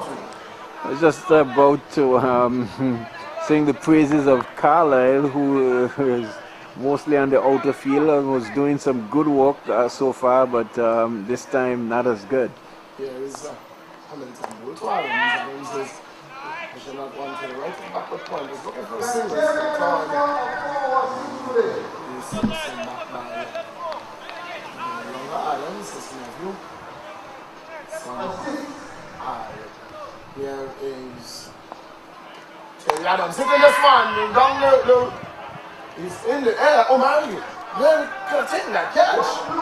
Well, the ball was some yards away from Omari. Banks over his head. It didn't time, wasn't timeless well as Terry Adams would have hoped. He was looking to slap that one straight back over the ball ahead. But time, Omari Banks wasn't have to pursue there. The ball just going over the head of the ball. And they're going to see total it's 100 at the end of the over. The end of the over is 169. 169. Terry Adams,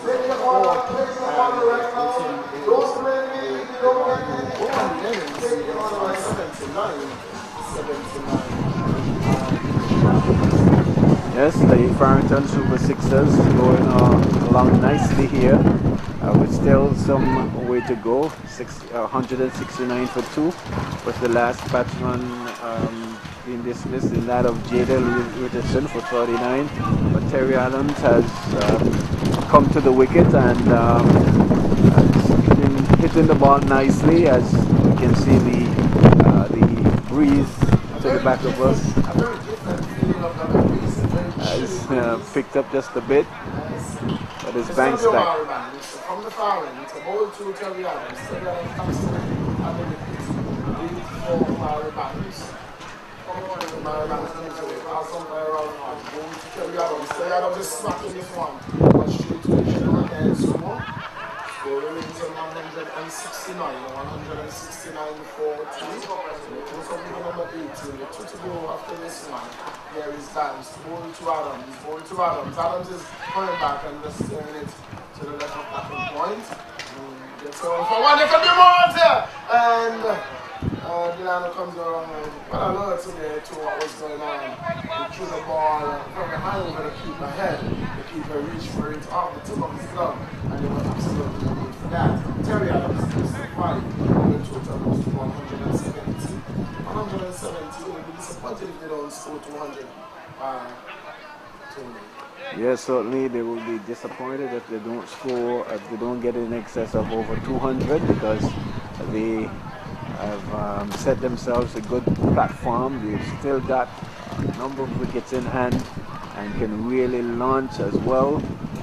They can hit with the breeze as well, you know, that can even help them as we experience a strong, stiff breeze, but still good for cricket. A little bit overcast right here.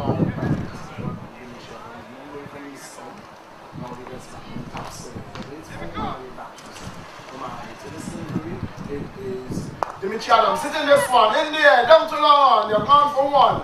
That's all they're going to get, because it's the man Walker who gets on the very little to his right. Sends the return. 171. 171. MegaCharles comes into the 18. He's on 18. Terry Adams is on 5. Terry Adams is on 5. 171. There is Omari Adams. Goes up over number 18. So ball to Adams. Adams is sitting this one, that's 6 runs. Oh, well, for moments, I thought it was going to go for 6. It was one bounce so into the fence. Right off the man there, it was going up the hill. One bounce, it goes away. That's 4. And it's 175.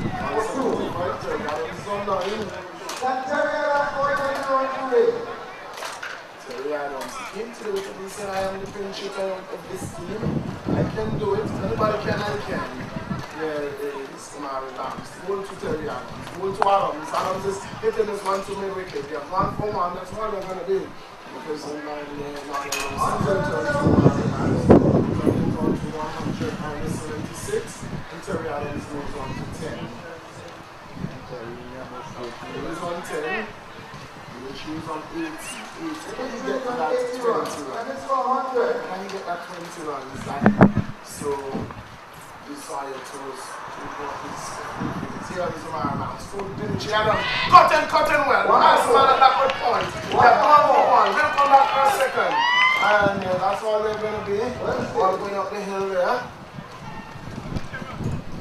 Almost on to 178. 178 at the end of over number 9. 18. It's 178.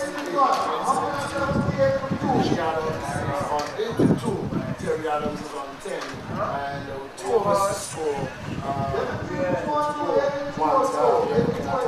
Just about 195, 120. 200 is still on the card as we Terry Adams is actually he's on 14. Yes, he's on 14 just for the benefit of our scorers and our listeners. But they are certainly in with a chance to scoring some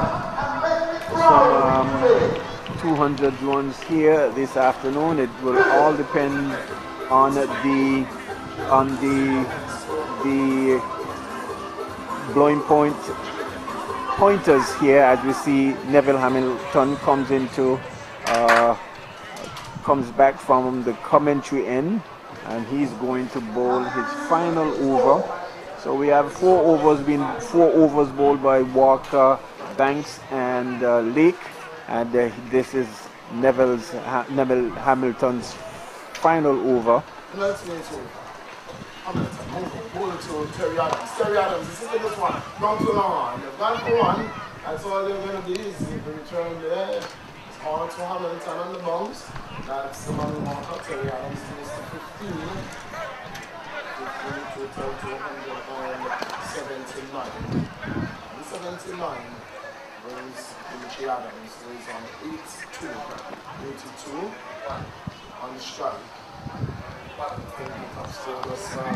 This is 86 made by Jaden Richardson. 84 made by Ashan Hodge. 84 by Ashan Hodge. 84 scored by Ashan Hodge. The top still so far. Here is Hamilton making some adjustment to his swing. It's a long on and off. Mid on, mid off. So here we go, and then back when I'm going to one of the boundary. There is a man forward, but there is a backward on the boundary. There is Bolt to Richie Adams. Bolt to Adams. Adams is sitting this one. Oh, that's good work there by Dylan but they're going to get 2. Oh no! They're not going to get 2. Adams sitting there for 1. And he was thinking of Terry Adams is willing to come back. Which is that Adams was willing to come back there, and Terry Adams was willing to give him the strike so that he can get the closer to that match up figure. Scored 180. Here is Hamilton. It's a ball to Terry Adams. Ball to Adams. Adams is hitting this one. High. The man is getting under it. It's Carlisle who gets under it and takes a catch. What a catch! Magnificent going over his shoulder. He took the catch and gained his balance, stayed in ground, and that's a wonderful catch by Carlisle there to dismiss Terry Adams. Yes, a wonderful catch there by Carlisle, and I think his tennis background has helped him very well in judging those balls coming high in the air, you know, like when those tennis players are about to hit an overhead. He has caught very well here this afternoon. Had only had one blemish in the field in a misfielding a ball that was going that eventually went for 4, but has really acquitted himself well here in fielding on the outer field in the boundary. I was very impressed with the way how he approached the ball in the appropriate manner when he does go to feel it, and his catching has been excellent here at Millington. Really brilliant catch there by Carlisle.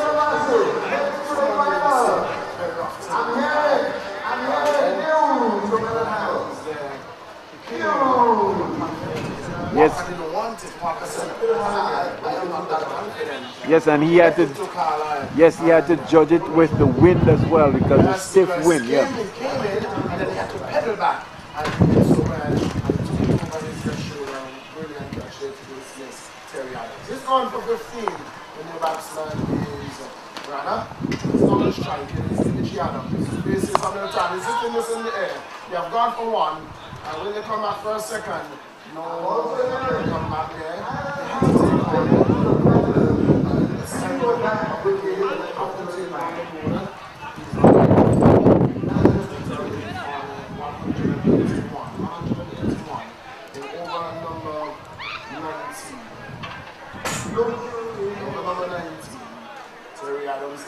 last man to be dismissed. It was caught by Carlisle goal, Hamilton for 15. Here is and he can hit the ball. A sharp man, he can pack a punch. He can pack a punch. He can really hit the ball hard. I've seen him hit the wind ball, but he hits the hard ball even harder than he does to the wind ball. Here is Hamilton. It's a ball to Rana. He's into this one pass. Well, what's the pass? He comes off his feet and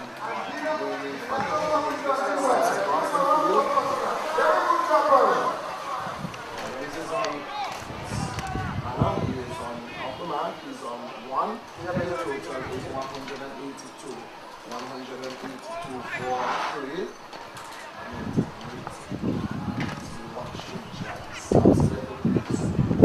First swing shot, that is over the top and into the boundary for 4. The man there chopped on, he gave a shot right leg. He went for the reverse, he got it well. And he moved on 89. He's on 89. He will not be on the strike for the start of the next final over. And we will want to see him he's on 89. He's on 89. He's on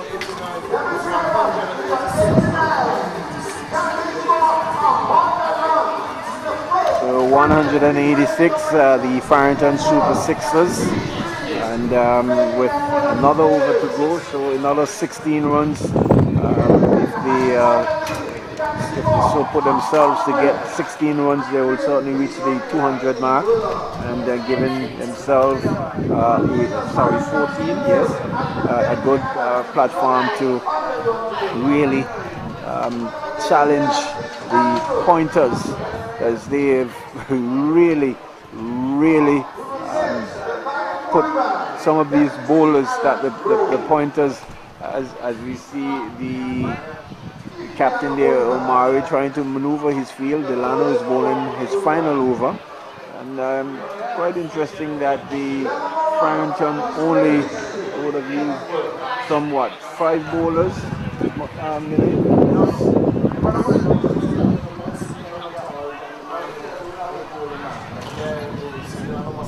Final over of the innings. Runs away from the city and it's a ball to Adams. So Adams is getting one outside the line of the after. They're looking for a single. They're not going to get it. 86.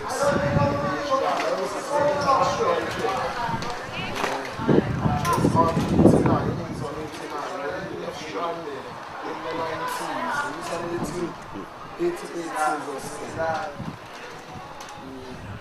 on 88. Here is this one is right, hitting it right down to the line. He is caught. He's gone. He's caught on the long one. Coming out, moving them along to whitish Walker. Taking it. These wickets are really of no value for the Farrington. They're just going to maximize the runs because they have wickets in the ship. That's the fourth.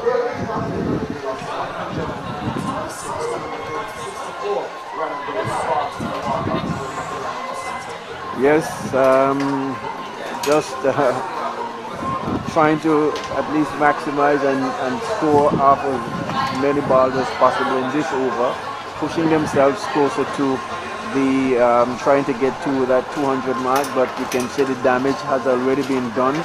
They have put up 184 on the board so far, 186, sorry, and I think that is our highest total so far for this tournament. Is it? For them, or for the Farrington Super Sixers? Okay, yes.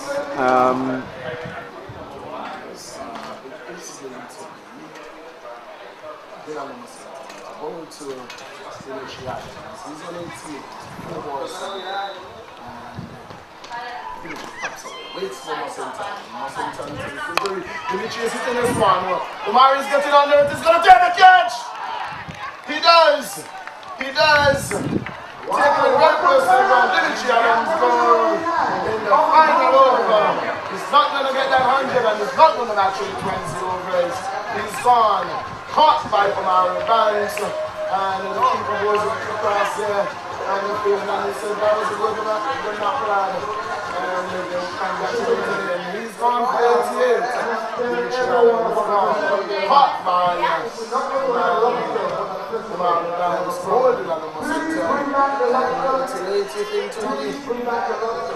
Well, could be a little late, but they've got to play to the 20 overs, and they are actually taking the catches when they come to them, and so far they have taken all the catches that was presented to them, so that's good. The Farrington Super Sixers didn't give a lot of catching practice, so to speak, and we didn't see a lot of drop catches in the field. Though there was Amari, I almost at one point thought he would have lost that one because he was steadying himself, and then it seemed as though the ball was like drifting away from him, but with his length and his reach was able to stretch forth and gleefully accepted that catch and really grasped it very well. So good wicket there, with Dimitri trying to push the scoring on. But like I said, I think the damage has already been done with these 186 runs. They are going to take some getting here this afternoon.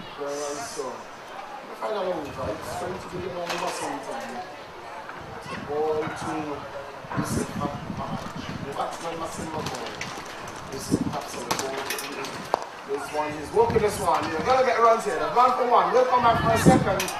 And Hamilton is still. You're going to look for a third. You're going to come for it too. And that's what pressure does. Hamilton is still. They're apologizing, but your apology, sir, is not accepted. So it's unanimous in 189, 189 is off the mark. One is free.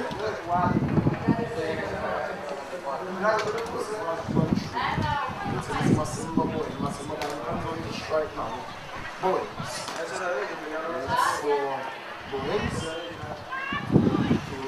For Muslims, you're going to get one. You look for a second run, and you're not going to get it. So, 1 run, you're into the 90s, 194 for 5. 190 for 5.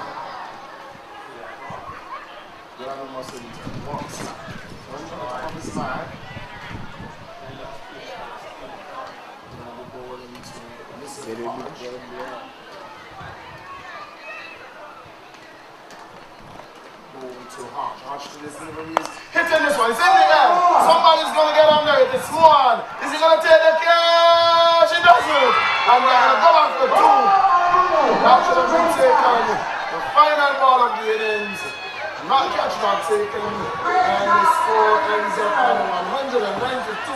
You have to get confirmation from our scorer whether or not that's the final score.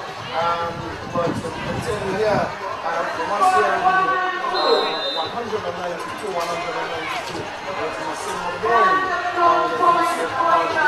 Going on cut out and 192. We're waiting for the final score. For us here, that's what we have. We're going to it's the break, and we're going to talk some sports money during this half. We're not going to go back to master control, and so we're going to have a lot to talk about for the half. The Super Sixers are behind us now. My folks are back the Olympics. We're going to head down upstairs for the halftime. We will be starting my race.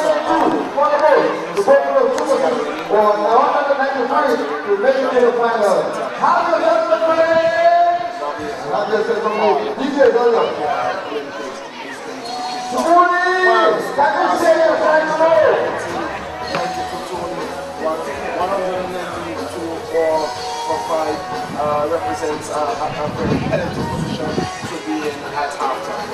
Yes, 192 for 5, made by the Farrington Super Sixers.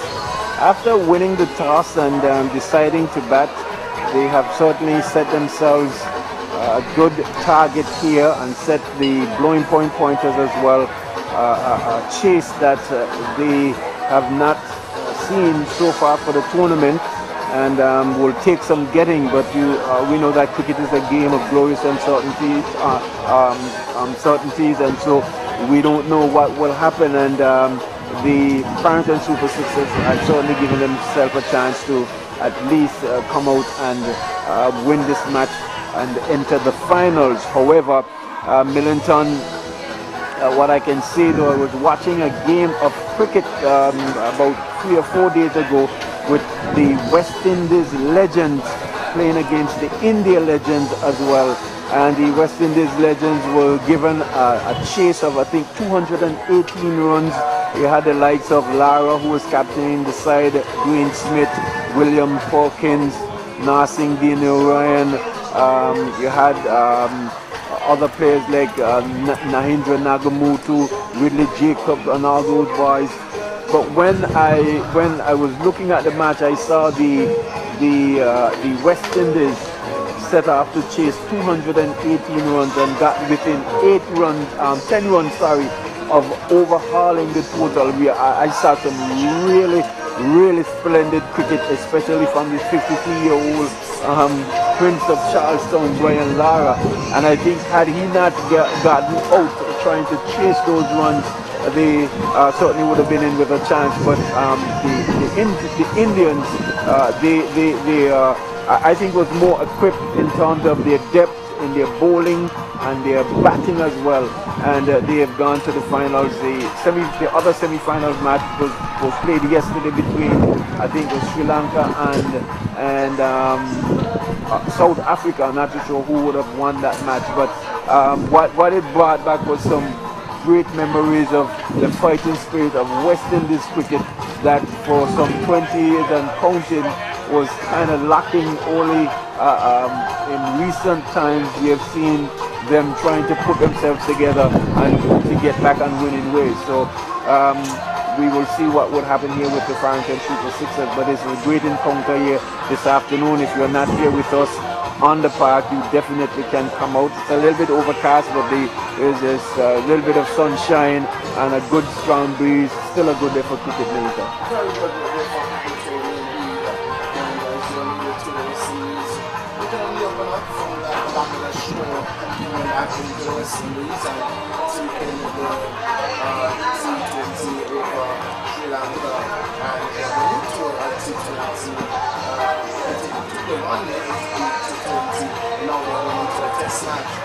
Test series we saw in the 2 warm-up game where Sri Lanka was bowling for 170 or so, and West Indies looked like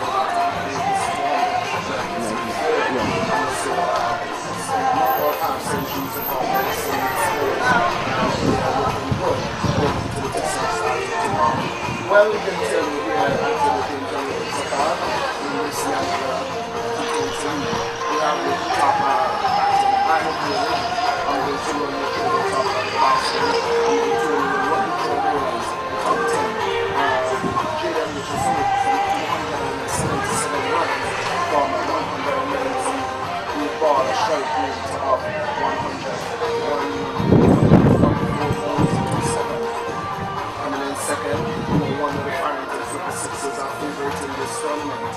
Dimitri Adams with 247 runs from 219 balls, a strike rate of 112.78. We had some 26 fours and 8 sixes so far. Dimitri Adams takes up 35 fours, and this was before today.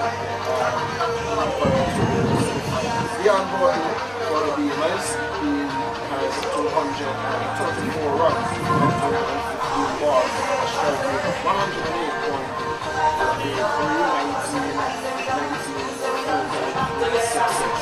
Sean Marsh, he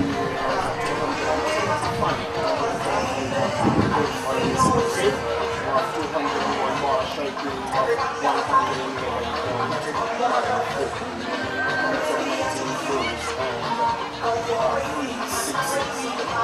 Dylan Skelly also for the Beamers.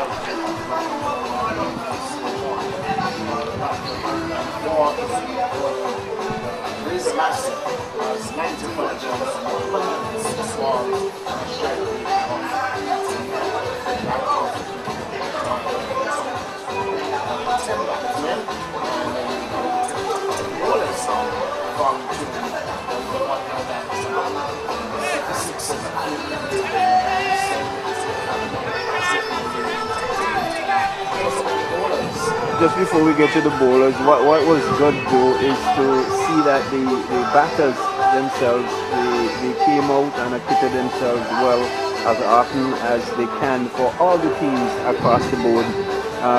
We have not seen cricket being played in Anguilla for quite some time, for whatever the reason, but it was good that this tournament came on stream, the Anguilla Premier League, T20 that is. We know that T20 is a growing game of cricket around the world and has become a very lucrative sport as well, that has drawn many of our top class players to really play the treat across the sphere with T20 cricket, and so it was a very good gesture to bring it here to Anguilla, to get 4 teams to participate and to see the showing, the competitiveness amongst the team, the camaraderie, and all teams has came out here and has given themselves every opportunity to win this competition as well. We know that all teams have gone to the semi-finals, and we will select 2, and you just gave the list of the run getters, so to speak. Now the bowlers, they have had their part to play as well. We talked about the wicket and how well it was produced by the creator in Bobby Blacks here, and so while the batters would have scored runs, the bowlers themselves took some wicket as well, and at the top of the list was Yannick Leonard. He would have bowled some 24 overs, has allowed 102 runs, and in the process taken 14 wickets at an economy rate of 4.25 per over. Next on the list we had the old vet, as we don't like to say old, but the veteran and cricket enthusiast in Joe Gums. He bowled 12.2 overs, only giving away 74 runs, and in the process took 9 wickets at an average of 6.16. Raymel Adams from the Farrington Super Sixers, 15 overs, 118 runs allowed, 7 wickets, 7.86 economy rate. Then we had J.D. Richardson, so you can see he's an all-round player for the Farrington Super Sixers. He bowled 21 overs, gave up 130 runs, took 7 wickets at an average of 6.19. Dimitri Adams, 22 overs, 130 runs given away. And he took 7 wickets also at a healthy economy rate of 5.90. Jacob Pauls for Razor Massive, he would have bowled some 18 overs and allowed 127 runs, took 6 wickets at an economy rate of 7.05. Shaka Hodge, the bowler from the Beamers, 22 overs, given up 101 run, took 5 wickets at an average of 4.59. Good economy rate. Then we had Rolando Wright, 18.2 overs, 119 runs given away, 5 wickets at an economy rate of 6.61. Then Delano Mussington, who just bowled here, 16 overs, 141 runs, allowed 5 wickets at an economy rate of 8.81. And then we had rounding off the list Wazi Mentos. He bowled 8 overs and allowed some 60 runs and at an economy rate of 7.50. So in the end, we can see here where as much as the bowlers would have the batters would have scored runs, the bowlers was equally good as well in playing their treat, in trying to maintain contain the batters from scoring runs as well. And so the top economy rate bowler we see at the top of the list Yannick Leonard with 4.2 runs, 2.5 runs per over, followed by Shaka Hodge, 4.59 runs per over. Nader Lake, he would have bowled today as well, 5.08 runs per over. Jim Felix, 5.66. Cardigan Canna, he would have played 1 match, bowled at 5.66 runs per over. Omari Banks, 5.7. Daniel Proctor, 5.71. Dimitri Adams, 5.9. Neville Hamilton, 6 runs and over. And Jadel Richardson, 1.16 runs and over. So equally the bowlers themselves as well as the batsmen did apply themselves and bowl to the best of their ability to really contain the batters in this tournament, Millington. So all in all, good all-round cricket, both with bat and ball as well. I'm certainly sure it would have been interesting to see some of the leaders in their catching as well. Just in case you are wondering how these teams would have matched up and gotten to the semi-finals. The top of the list was the Beamers. They would have played 6 matches, won 5. They lost their opening games. The total runs scored by the Beamers, 912, and they would have faced to amass those runs 118 overs, and they had a healthy strike rate of 1.67. They were equally on points with the Farrington Super Sixers, but certainly have a better net run rate at 1.67. In second place, the Farrington with 1.15 and scoring some 857 runs. The Blowing Pointers, they won 2 matches, beating the Razor Massive, but had a net run rate of 0.19 and scored the least amount of runs at 659. The Razor Massive, who scored heavily, 705 runs, didn't win a match, but are still in with a chance tomorrow when they face the Beamers as well. They had a negative net run rate of 1.45 Millington.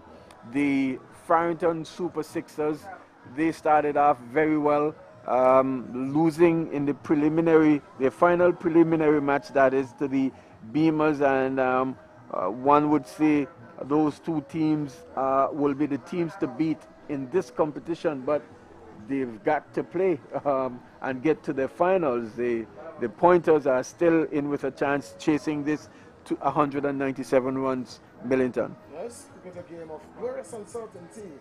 We have heard that time and time again. We have seen that over and under. And the Farrington Super 6 is 180 or 180 out on the board. We look to defend. Nonetheless, Josiah John is at the top of the order for the Pointers, and I'm not sure how much you know Josiah John, but he can be a very destructive batsman when he gets going. And he played the game for a bit, but he can be a very, very destructive batsman when he gets going. He can hit the ball hard. He can, in the power play, he can really maneuver the field, and so the bowlers will have to come at him very early because he can play. He loves it to romp the ball.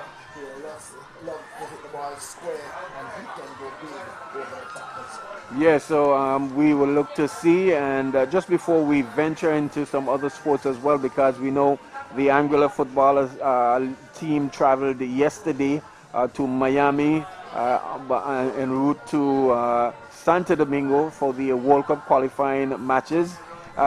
We can tell you this tournament will not be possible had it not been for these sponsors or gold sponsors, Anglic, Zemi Beach, Cuisinart and Frangipane Hotel, as well as our silver sponsors, the Nagico, bronze sponsors, D3 Enterprises, Lakes World, Funtime Charters, National Commercial Bank of Anguilla, Carita, Walgren, Lindholm, other sponsors, we're not forgetting you as well, sponsors like the Anguilla Air Services, Anguilla Community Action Network, Acorn, Best Buy Supermarket, Tropical Distributors, Keisha, Webster Carty, Heavenly Real Estate, English Rose, Radio Anguilla 95.5, Class FM 92.9, Digicel, King Ocean Services, Conrad Rogers, Sports Depot Jamaica, Anguilla Electronics,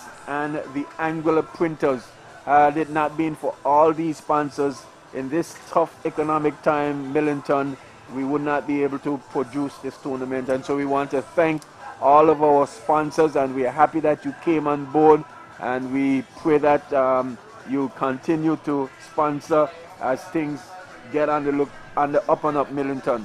Yes, indeed, and we can't forget those who are right here with us, ensuring that the live stream go in cyberspace, and those in cyberspace can really enjoy cricket from Anguilla. We have the like of Mega54, MegaCharles54, who's streaming live on YouTube. And somebody said to me, it's as clean as you're watching. Yeah, they're certainly producing some great stuff there. Yes, the guys that are streaming live on the digital Playgo app. For also Lloyd Guns, who's ever present at every sporting and funeral here in Anguilla. And the man Lloyd Guns himself is here. And we can't forget the man Poti, Livingston Clifton, who has been doing the scoring for the tournament present. As well too. Man who has stats. Yes. And the guys from the prison on the scoreboard, Tony. Yes. They have been. Can't forget them at all. They have been doing a tremendous job. Minute is doing a good job down there on my live right here at the JIWP. The personnel's in the bar. All those and also the steering committee to the this T20 league up and running. Yes, as well. And we want to acknowledge as well one of our streamers who was with us, Clean Stream. They have been here for a couple of games as well, so we can't forget them. Millington, Anguilla has been, very blessed in that we are able to have sporting activities with as many persons as we would have in terms of spectators, so to speak. We not rock with any wave of the COVID-19 virus, due to the protocols and the guidelines we have put in place. I've seen it fit to host a number of sports. Alkins was just mentioning about the the high school inter-house netball competition as well that just climaxed just the other day, and it's good to see netball in the pick of things here on the local scene as well. And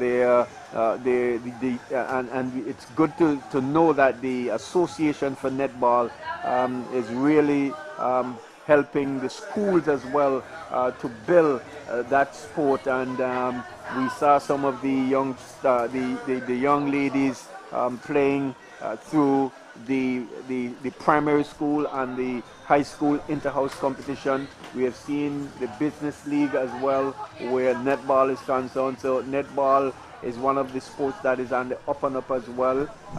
You mentioned earlier on the backyard Olympics that the Football Association and the female division is having to the back of us.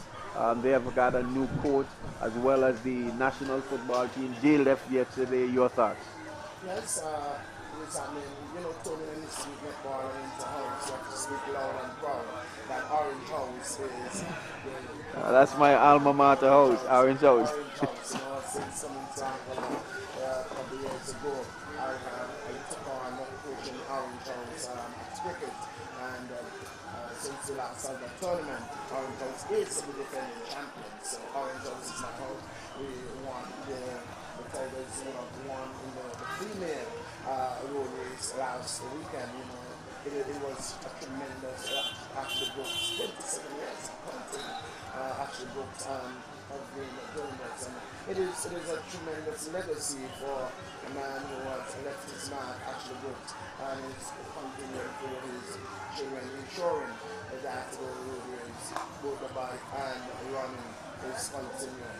And as Tony said, we must give God a house note of praise, because indeed, had it not been for the goodness of God, it would not have been possible for us to be putting on sporting activities for this large crowd that we're having.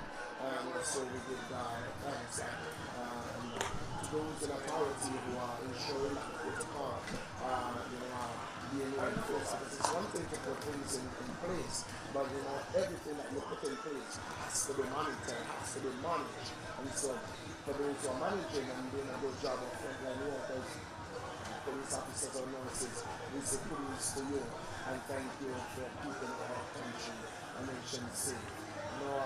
Tony, who's going to win this one?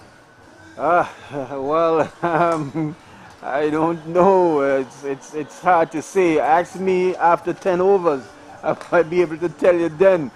You mentioned about the COVID and the protocols and so forth, but while governments and the persons that are supposed to do that work, you cannot be successful without the population as well adhering to the guidelines and following the protocols as they should. So we want to say kudos to everybody who lives in Anguilla, everybody who have came here, and we know most of our cases were imported, but like you said, the cricket is what's on the plate right now, and we will want to entreat you to come down here to the park.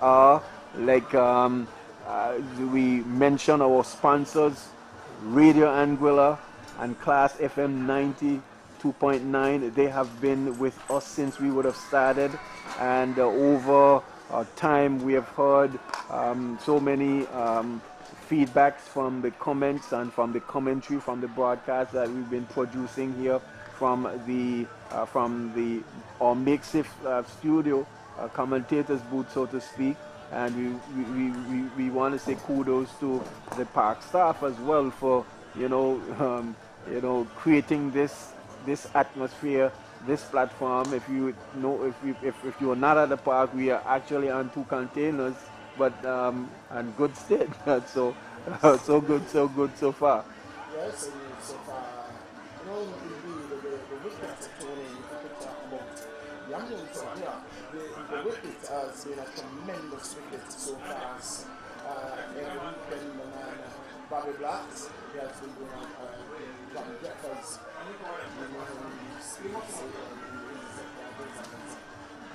Bobby Blacks, and he has been doing a tremendous job so far for us, and showing that cricket is really played on a beautiful wicket, beautiful outfield. It's not as green as we normally see. You see the field, but nonetheless very fast, very fast. It's sleeping, going ahead of us. We've seen a match here with the police action like insane, and it is overall youth day. Okay. That's the Anguilla start finals, the match in there, and on the glorious, beautiful colors, all the way early this morning, and you know, chats and reading material, and so pick off and maybe when sometime late. We're enjoying a wonderful day here. The sun is out in all its glory. That overcast condition that we had passed over, and it's beautiful condition here at the James and back. And for all those who are sitting in the comfort of their home, in their vehicles, in their office, wherever you are, and you're taking our covering trees, we are glad it is for you, persons like you, why we are here, why we bring us a song and come out here week after week to ensure that you enjoy what goes on here at the James and Park. As you see, we have seen umpire Ron Hodge and umpire Lake going back making their way back to the middle, and anytime now we are going to be back with you with live coverage of the James. It is going to be the pointers. They were going short of 193, 192 scored by the Farrington Super Sixers. When they batted, the premium scorers were the captain and opening batsman, Dimitri Adams, who scored from 8 to 9, and Jordan Nicholson scored 39. Also, we had Daniel Proctor scoring at brisk 25. Terry Adams, 15, the premier scorers for the Farrington Super Sixers. Yes, and as you made mention of the square here, the James Ronald Webster Park, slightly sloped, but has been a really good playing field for both cricket for the most part, and to a lesser extent a little bit of football as well. But we have heard of the James Ronald Webster Park and the pitch that is created here from a number of, past players who have passed through playing for the Leeward Islands in the Red Stripe, and we know that we were ravaged by Hurricane Irma seriously. Hurricane Lenny did some damage as well in terms of the water, and so a lot of our major pavilion area was affected and had to be broken down, but it will certainly be good to see the development of this square here, this park, because it's a really good playing surface. It's picturesque in all its glory. True bounce, especially when football is not played on it, the bounce is very true and it's nice, and so we will hope that we can get it to some semblance of respectability, where we can even host an international T20 match that is in the future. You're not missing any cricket, as the players are just about walking out on the field of play. The opening batsman Josiah John and Omari Banks, the Farrington Super Sixers, they buoyed and ready to take the field to defend the 192 that was placed on board Millington, and we are in for we hope that we're in for a good chase here this afternoon.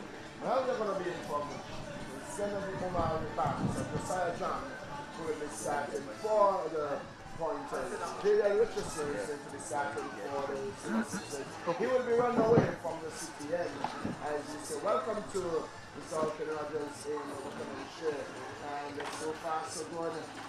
Good looking first 20 overs. What are the expectations, if you have any, for the second half?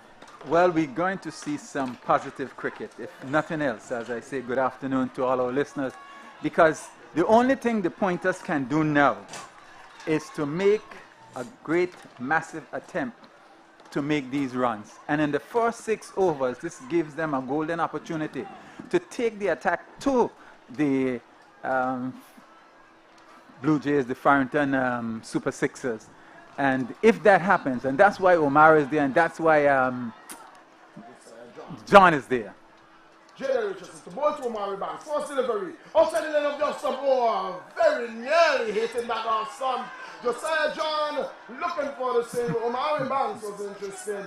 And that could have been dangerous, disastrous for the pointers. And in so many ways, He has 2 close calls. Omar there getting one that he thought was pitched a little lower and came back a bit. At his off stump, threatened, and then Josiah John set off for a single, which should have been a single. Here is Jaden Richardson. Ball to Omari Banks. Ball to Banks. Banks is driving straight to a Chukwuka score. And then attendance is the captain, Military Adams. Very swift there for just feeling the ball and aiming to throw down the sun. So Josiah John, he's in the crease. Said, I'm not leaving here. I know you very well. Here is Jaden Richardson again. To bowl to Omari Banks. Bowl to Omari. Shot. Attempted play there. Not really timing that one. You get one. Omari Banks is off the mark. And the pointers, they are one. Pointers, they are 1 for no loss. Omari Banks is on 1. Josiah John, for the first time, comes in to strike. He is yet to face the ball. First over. Here is Jaden Richardson. Sort of for his first wicket. Farrington Super Sixers scoring 192. 192. Here is John taking his mark. Now from the umpire. He looks along the field. Umpire hand. His hand allowed. Sees the boys coming up over the wicket. Right arm over the wicket too. Here it comes. Taps over the wicket. Waits for Jaden. Jaden shot to jump and taking this one and his nicking coming back into John. They're going to go away for the leg by. The ball going away past the second slip would have been. It just goes on to 2 and extras 1 and the total to 2. Omari Banks is on 1. It's 2 for no loss. In search of 193 for victory. The pointers in blue and black. Here is Omari Banks. Absolutely keys. What is looking around the ground? Two fielders outside. Back it stops away. Waits for Jaden. Jaden is getting a shot! And Masimba will not get there. Not get there, ball going on to fine line. The man coming off the boundary there is Marlon Bryson. And stop the single. It comes on to 1 to 3. And Omari Banks moves on to 2. It is the pointers in search of 193. This is going to be a good game. Really go for the Reds. Here is John. Taps away. Waits for Jaden Richardson. Gets one that is running down to third man 4 runs. Well played. The third man was on the 30-yard circle. Room accepted. Off-ward room accepted. 4 runs. The over coming to an end of over number 1. It is 7-7 for no loss. Yes, 7 for no loss. Not a bad start, but certainly could have been a bit more. As I been asked to bring back some netball scores, and we will do that in a while because I know Milton Orange House. No, I think he's purple. But let me say good afternoon to some folks in California, some of our locals there. Willis Barton, are you there? Are you listening? Just to say a pleasant good afternoon. You can take, we have flights leaving California and reaching here in about an hour. So you can take a flight and you'll be here in an hour. You can still see some of the match. At the same point, at the end of 1, the Farrington Super 6 is the 1-9 and the 1-9 for the loss. At the same point, So now it's gone. So on Facebook and the fans they are enjoying the commentaries. And we are pleased to have you. We are really happy that we are able to meet the needs of those inside the streets. We are not able to be at the gym and all of the park, but we are able to take it into your living room, into your kitchen, Yes. into your office, wherever you are driving along. Please keep your eyes on the road. You can hear what's going on.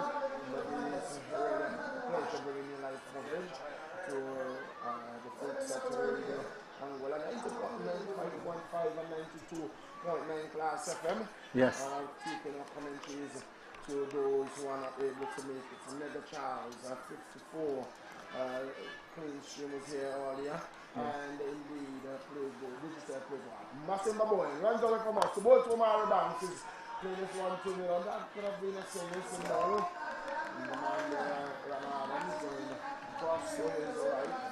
Resulting Massimba Boy. It's a simple floater. From this This is going to be an interesting over either for the bowler or for the batsman. But I'm sensing Omar has realized that over is gone. This is the time that he needs to play some strokes, and we might see a couple drives from him if Simba carries the ball up to him. Simba ball. Number 22 on his side. Passes him for early. Ball to Omar outside the line of the off stump. A lot of effort, but no results.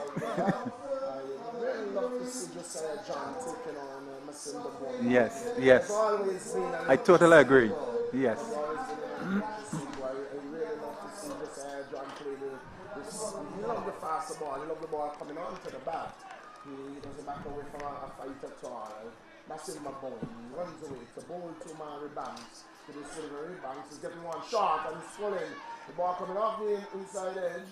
He's going down to fine leg. Not timing it at all. Really taking his eyes off that ball and looking to pull. Massimba Boy sees got the victory there. I got the victory. Yes. John is on 4, Mary is on 3. The score is 8 for no loss in the case of over number 2. Yes, so Mara Banks, a better driver and cutter than he is a puller. And short of a good length there, he was hitting it down towards the long leg, but obviously a fielder is in the way. So another over, but we'll have to see here what Josiah John does with Simba. Josiah John. Simba going for the first time. Hold on, Simba.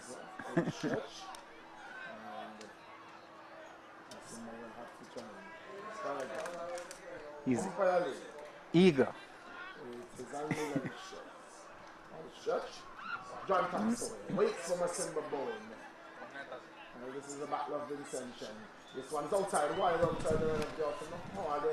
John was looking to hit this one up and over. Looking to hit it up and over. Massimba Bowen there, along outside the line of Johnson. And Mr. Rogers, this is going to be an interesting battle. This is not only a clash of Vincention, but it's a clash of police officers. Oh. So, it's dragging right all around. And here is Massimba Bowen. The ball to Josiah John. Taps away, waits for Bowen. Runs away from us. John is getting what a beautiful delivery. One cutting him in half. What a beautiful delivery there. And lucky not to take the outside edge. Yes, he squared him up. Was Josiah John. He didn't know what happened, and he was just hoping and praying that the ball didn't cannon into the stumps. But it shot of a good length, a lot of movement, and went over the top of the stumps. But certainly, Josiah John had absolutely no clue as to what should happen there. And if Simba is able to produce more deliveries like that, it's going to be very difficult for the pointers to get the type of start that they really want. Ball to Josiah John. Ball to John. John is in the spot, 4 runs. One bounce into the fence and goes 4 runs. Carrying it up there, short of an end there. And John says, well, thank you very much. This is what I wanted. And hitting back over the top of Massimba Bowen. What a way to end the 2 overs so far. Josiah John ending both overs with boundaries. Yes, excellent, beautiful stroke by John. He went back and he lifted it high over the bowler's head down to the boundary. And I know, as you said, both of them are police officers. And John will be talking about that shot while Simba would be telling him, man, I squared you up early in the over. You had no clue, but you managed to get a 4 off me. But it will go on, and I'm certain during this period, Omari himself has to step up his batting here if they're going to have a challenge, because it's only really what they do and how they are able to do it in this initial 6 overs if the pointers really will threaten that score made by the Farrington. Here is Jaden. You have to go present what side. Look at this man. Something is on. 12 for no loss at the same stage. The Farrington Super Sixers, they were 15 for no loss. Here is Jaden Richardson from the city end. The ball to Omari Banks, ball to Banks. This one short and tapping him up in the ball. There's point, something. So remains on 12 for no loss. Over number 3 in sort of 193. They really have to move on in this power play. Here is Jaden Richardson, runs away from the city. Pass them back, ball to Omari Bank. Short and again not timing. We're gone for 1. So all it will be is keep us stamping away and send the ball back in. And the score moves on to 13. Josiah John is on 8 and Omari Banks on 4.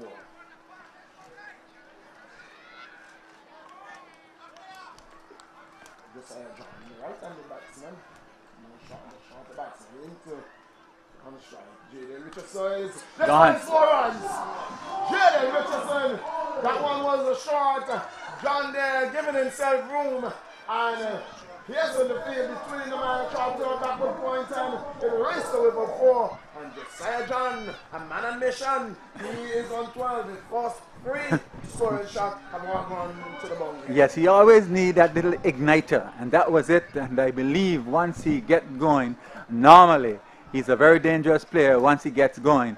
And if that was the igniter, we could see a good innings here from him. There is Jaden Richardson. The ball to Josiah John. Ball to Josiah John. Ball! I was just about to say that Jaden is going to look to pitch the ball up. He did so, and his middle stump knocked back. And Josiah John has to go. Ball by Jaden Richardson for 12. Not a good looking shot there at all.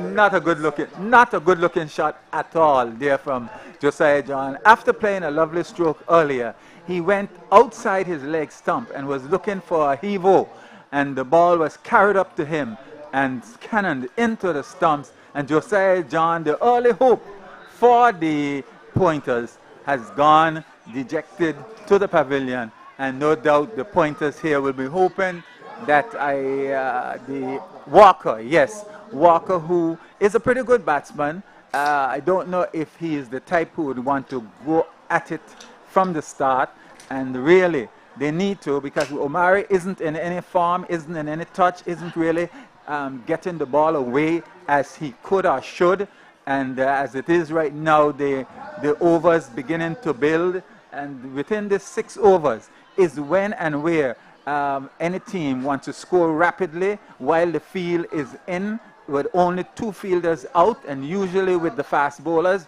you have either a third man and a fine leg, or a man backward a square and one at square leg, depends on what type of bowler he is. But as it is, the Farrington Super Sixers are really showing the type of class and the type of team that they are. And Jadale, they are carrying one up. He said, if I can carry it up and carry it straight, I either hit or you hit. And if you miss, I will hit. At the start of their innings, they required some 9.6 runs over. And they're not throwing out all here. They're swinging just about 6. Here is Jaden. It's a ball to Walker. Walker is coming forward. It's all about the option, pushing it. And it's shot up, down so remains on 17 for 1. Loss of Josiah John. Ball by Jaden Richardson for 12. Josiah John. Right hook there, going back for the pointers. Here is Jaden. It's a Ball to Walker, getting a short one. He's running this one straight to short turn. He can't score. Score remains on 17. 17 for 17 for 1 in the place of over number 3. And sort of 193 for victory. The pointers. The service after the captain Leon Lake. The Milan batsman Garvey Lake. And here today. Believe that things are picking up in the country, and so that they will have to attend to their business. Here is Jaden Richards, a ball to Walker. Walker is looking this one to back at point and so the over coming to an end. And at the end of 3, in sort of 193 for victory, the pointers there. 17 for 1 at each stage. You see at the end of 3, the Farrington Super Sixers were 26 without loss. Yes, 26 without loss, and certainly moving at that time. But we promised to give you some netball scores, and we will do so now. Yesterday was the finals between Orange House and Yellow House, and Orange ended with 35 and Yellow with 29, giving Orange the championship.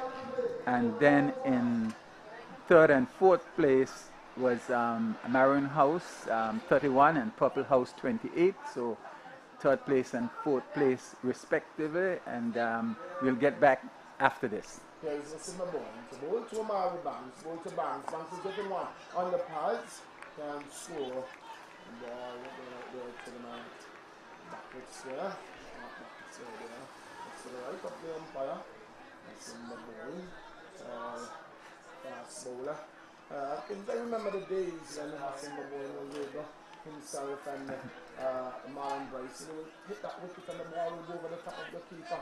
One bounce into the side screen. Massimba Boyne runs away from us here. Passes on Pelly. Ball to Mari Banks. Ball to Banks. Banks. Oh! That one is passing Mari Banks just about to the side. She was looking for a big shot. Yes. The ball going to be taken by the wicketkeeper. Yes, Omari looking probably to hit too hard, and no real timing, and he missed it totally. It was a short delivery, didn't get up probably as high as he expected, but Omari has never really been a good hooker and puller.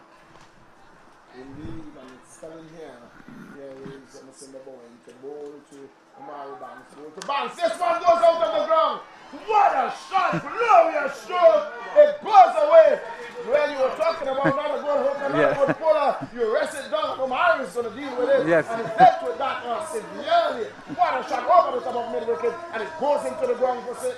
Yes, that was a short delivery there. It didn't get up. It stood right there in the arc for Omari, and he went back and he clubbed it. He really hit it, and it went like a rocket out of the ground for a huge 6. And certainly the somebody's Omari said, I don't think the likes of Bingham, and Bingham was in his spine, and that's Bradley. I remember that day when West Indies overhauled the set the record. Yes. In the biggest total. Omari Banks was very he much was part there. of that. Yes. And I remember when the second year ball was taken, it's probably the fastest I saw Bradley bowl. And he really backed up Omari Banks. But he said he took his blows, and today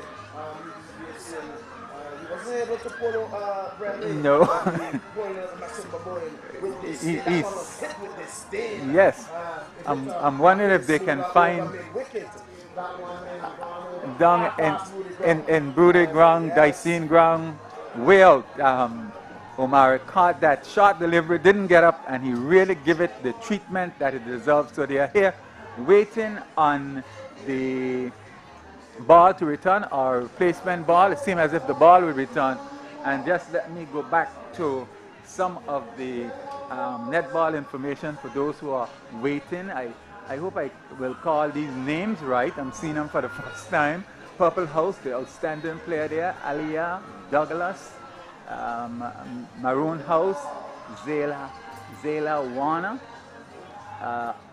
Orange, Tiandra Edrums.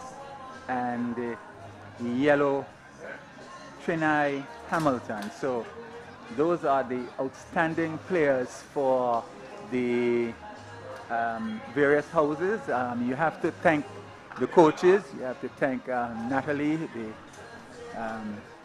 the coordinator, who did all the hard work for the tournament, and then thank all those teachers who also and the referees who did yeoman's service during that tournament. And it was so good to see netball coming back to the Albina Lake Arts Comprehensive School and to see the talent that they have in the secondary school. Yes, indeed. It is good to say that we have schools all around Anguilla. They're not yet coming up, Kenny Rogers is going to be the clash is, it is anticipated to be something. As I see for the 10 feet in the Interprimary School Athletics Meet come the 31st of March. Well, I think Back with us. They're going to resume. After. What I can have to say. There's no Simba bowling. It's going to try again to Omari Banks. Passes on by lane. Ball to Omari. Down the left side. He's hiding it now. He's hiding it. Down the left side. White ball and signal by the umpire. The total moves on to 24. 24 for 1. In the total over number 4. Sort of 193 for victory. Omari is on 10. The 10 is Oliver Walker. Yet to score. Here is Masimba Bowen. Then the ball to Omari Banks. Omari is driving this one, not timing it at all. Oliver Walker is sat up into his skis. He's going to take all the time. It's a very, very quick one. Shot is going around. Very quickly because Nick Adams is very quick across the ground. So we remains at 24 for 1. The ball has been really back to Masimba Bowen. He moves away down. The ball to Omari Banks. Ball to Banks. Banks to this delivery. He's getting one outside the awesome. And it's going to go 1 2 bounces into the extra cover boundary. That goes away for 4. Yes, you could almost predict that that was going to happen. Simba, the short delivery, Omari smacked it over mid-wicket for 6. And Simba Bowen then started to bowl short of a good length. But then he decided he was going to carry it up a little bit, mistake. And Omari Banks jumped all over it and cracked it over cover for a lovely 4. Yes, he gets the middle of the wicket again. Here he's going to ball to Banks. Ball to Banks. This one is a good yarker. Omari Banks coming down there on it very quickly. But that was good comeback there. Ball darting back into the pads. A yarker delivery. And the over coming to an end. At the end of over number 4, it is 29 for 1. Omari is on 15 until his Walker yet to score. And the score at the end of 4, we can tell you that Comparison. that it was 37 at the same stage. Yes, so 37, the Farrington Super Sixers as compared to what, 29? So not a bad start here if you would look at it in the context of the match. If these two could continue and get into a groove, but I must say the bowlers have bowled well. Well, the spinners will come and you know what happens. Here's Jaden to bowl to Banks. Banks is driving this one out to mid-wicket. They have gone for 1. Bryson is in hot pursuit. Is he going to win the battle? He's never. not going to get this. He will have to retrieve it from the boundary. Goes away for 4 more. Looking around to Omari Banks. Yes, Omari can drive. He's a good driver, an excellent driver of the cricket ball, and that was carried up to him a bit. And now I believe the captain is going across, Leon Adams, and probably going to say to JDL, we know that you can really dig it in and bowl a very good bouncer. And now he has decided that, in fact, JDL will not bounce because he's bringing up the man at fine leg, or long leg, wide long leg, and he's bringing him within the circle. And what he's going to do now is drop a man deep at long on, and he's going to put someone out at mid-wicket. Therefore, he's going to be carrying the ball up more, unless he's want to surprise them with a short one. But this field, double bluff. We'll see. Here is JDL. To both to Omari Banks. Both to Banks. And this one is hitting this one down to a wicket mid-wicket region. The man comes off the long on boundary. That could have been 2 runs. Yes, should have been. I agree. Could have been 2 runs. And Lloyd is, he's learning his cricket now. Yes, He's saying that should have been 2. And he's correct. The man had to move away from the long on. Yes. Get around to the wicket. And they just shot 1 run. Yes, there wasn't good running at all. 193. Yes, you got to run everything hard. Yes, we saw when the Farrington batted, they ran everything that was there for the given, they took it. Here is the Jada. It's a ball to Walker, Walker's getting a slow ball. He's reaching for it. The man, the Masimba boy, he has been walked up from a long on to a regulation mid on the circle. For the Walker. Walker moves on to 35. Walker is off the mark. Very interesting here, this over by Jadel. For the better part, carrying it up, probably allowing it to swing a bit, but at this stage, knowing that Omari loves to drive out, test him. There is just a ball to Omari. Omari's into this one comes into the extra backward point boundary 4 runs. Smashing that one, it was short, it was wide. And Wide. it was tilted over the Yes. top of the man there backward point. The deep extra cover and they had absolutely no chance. And Omari moves into falling into the 20s, is on 24. And the total is on 39. A poor delivery, and given the real treatment wide outside the off stump, had he not hit it, it certainly would have been called wide, but a good shot by Omari, really keeping his eye on it and hitting it away for 4. Yeah, and he's really interested then. The ball to Omari. Omari is looking to drive. There's one coming off, nicking back a bit, and coming off in a portion of the back, going out to there on the offside. Can score. The score remains at 39 and 39 in the course of over number 5. It's over number 5. There is a Jordan again. 39. It is a Jordan. Ball to Omari, outside the off stump, and this will go close to the fence. They have gone for 1, the field is clean there, and the man has to do extra cover down the and the total at the end of over number 5, they have 40 for 1, Omari is on 25, Walker is on 1, and at the same stage at the end of over number 5, the Farrington Super Sixers, they were 44. Well, certainly nothing in it as it is right now. 40 and 45. This could say that we have a match, 44 and 40. This could tell us that we have a match on our hand. And as I said earlier, there's nothing to lose here for the Pointers. They can only win. And that is what they have to do, is try to win the game and go straight into the finals. The Farrington Super Sixers, without a doubt, going to be trying to see how they can restrict them, how they can stop them. So we got a good match here on our hands, and if you're not here at the park, you're going to miss a great match, because you could tell, it's almost, you could sense, if Omari stays around for a while, if he's supported in this knock, then we could see a very good match coming here for us this afternoon. It's going to be Daniel Proctor, so he's going to be taking up the attack, taking over from Masimba Boy. This is coming to 10. Number 17 on his back, the all around. Now we saw for the first time that he opened up the innings and he got a 25. He covered the ball over the boundary a long way. When he batted at the top of the order earlier in the day, now he's going to be bowling those in swingers. He has a lot of tricks. He swings the ball well. He can surprise you with to the fast delivery, short delivery, and then he has the slow one as well. He has it all there in his repertoire, and it's going to be done in the job. Well, to tell you the truth, he is going to have to do everything with bowling to both Omari and Walker, because both of them realize now that they have to give the Pointers a good start.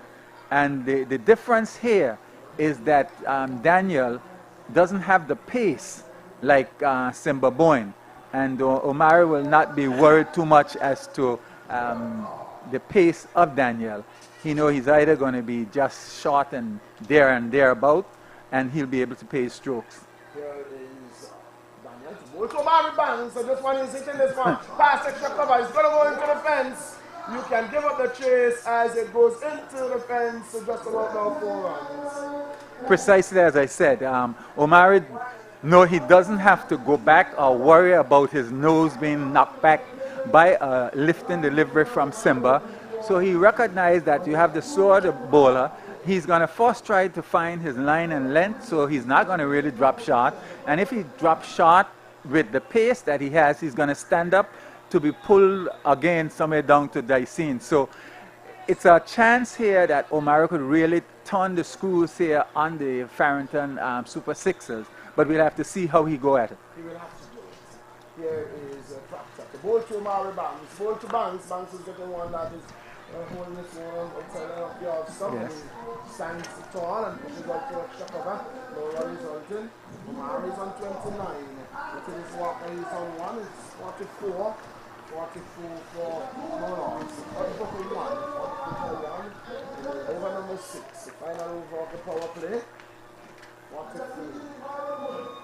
Here is Proctor. Bowl to O'Mara Banks. Final over of the power play. O'Mara is hitting this one down the ground. He's going to get one. Masimba boy comes across. He doesn't feel it clean, but it stops it. O'Mara is on to 1. By 1, he's on 30. And the two are on to 45. 45 for 1. Then he's walking on to strike. Sort of 193 for the here is Proctor. The ball to Walker. Walker. Walker is spinning to extra cover can score. Time number 1 on the ground. And then over there to Terry Adams. So remains on 45. 45 for 1. 45 for 1. It's the ball. It turns. It's the ball to Manton. Runs up. Passes up by Ellie. Ball to Walker. Walker is hitting this one. He's going to be caught. He is gone. Ball hitting the slice of the bat. Walker, he looks at the bat. And Daniel Proctor gets his man caught on the edge of the circle by Masimba Bowen. He wasn't going to drop that at all. Masimba Bowen. Some big buckets there. And Walker goes. And that's a massive wicket for the Farrington Super Sixers. I know they must be happy to see the back of Walker. Walker, who you recall has scored heavily in a number of the matches, and missing him at this stage for the pointers is not the best thing. I see is this Nardell Lake who is going in. I'm not certain what the pointers are thinking at this juncture, but whether they would have sent in Nardell to be something like a pinch hitter or one who will go after the bowling. They must recognize that the time is now, that they either do it now or they will never. But all is at stake here, whether for the Farrington Super Sixers or for the pointers, and certainly the supporters from both teams are here, and they are definitely wondering and hoping which of the teams will go through to the finals. And tomorrow, another big semifinals with the Beamers coming up against the Razor Massive, and certainly that too should be another exciting game. So all at stake here this weekend for the two teams that will be the finalists. Indeed. So look at Daniel Fox. Going to continue. The new batsman is Nardell Lake. The new batsman. Here is Proctor Ultra Lake. Lake is driving. So this is going to be a single, and the bank says no, you will have to go back. The final ball of the power play. O'Mara says, I need the strike. You need to stay at that end. I am the man in. I am on 30 already. I am seeing the ball as big as a basketball, and I can do it for the pointers. If anybody has to do it, I will have to do it. I will play the captain's now. Yes. And so indeed, it's 45 for 2 at the end of over number 6. Well, O'Mara has to stay there. If the pointers really going to have a chance to get up to this mammoth total of 192 us, thereabout, O'Mara will have to produce match-winning innings here for the pointers. And even if he get out, he would have had to take in the score to such a point that the others coming in would not have it too hard to just complete.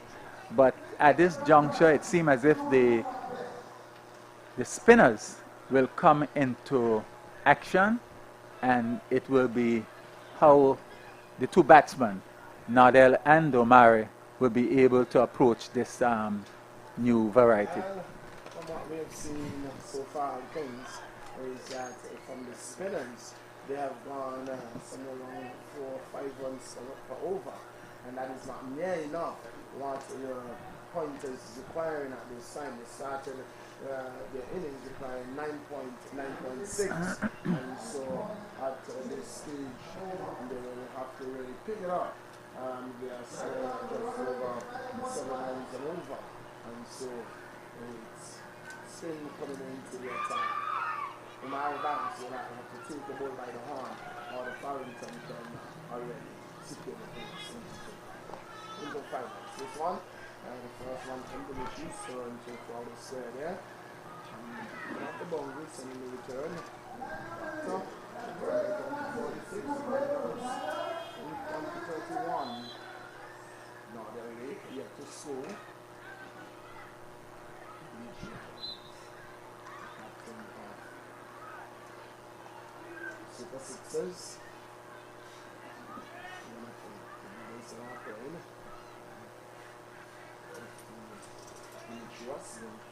Soft spinner. Here is Dimitri. Move away from the city and it's a ball to Northern League. Ball to Lake because if outside you have some wide, he doesn't have to play. It's a wide little road for us. And I'm ready umpire. So can move on to 47. Very long. Some here is Dimitri Adams. So ball to Northern League. Ball to Lake. This one is sitting in the air. It's going to go past them at backward point. They have gone for one. We'll look for a second. They're going to come back for it too. It was in the air, hit officially and going away to the right of the man at backward point. And the very fortunate there for now they look in the air against school. So, man, he's on 2 turn. 49.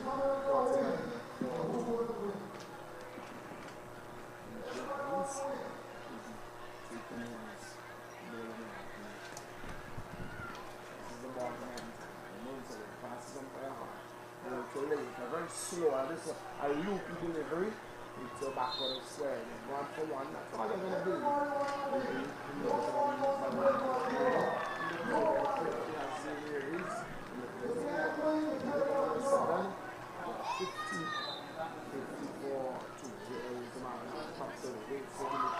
This one is flat back and shot, looking to get past him at mid-off, right? Straight to him. On 54 2. Here is Dimitri Adams. So go to Omari Banks. We're sitting this one down to long. They're going to get one. Simba going there. He's in attendance. He can move on to 51.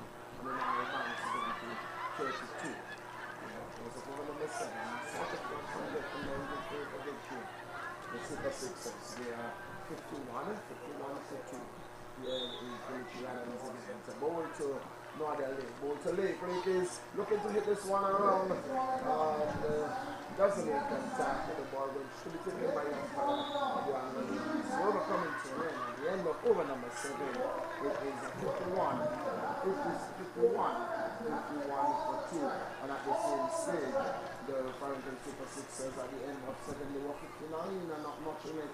They have lost, at this time, they will have lost their first wicket. Yes. They have lost their first wicket, so 1 wicket better and some 8 runs. Let me say hi and to all those folks around the globe who are tuning and looking at what is happening here with the cricket.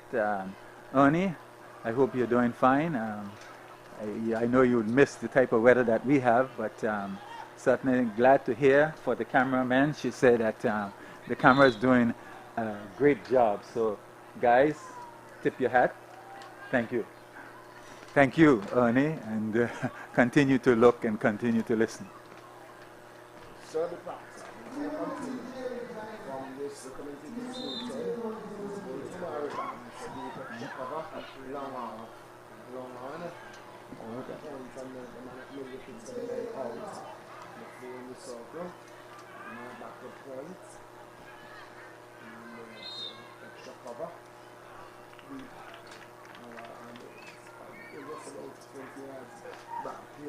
Proctor to bowl to Mary Banks. Bowl to Banks. Banks is on this one. Forward of square. The man of the bowler comes in and field.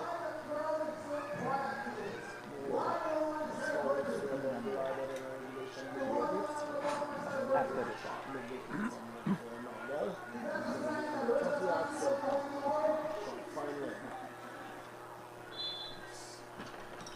Mary Banks is on 33. Scores 52. 52 for 2. Over number 8. No, bingo.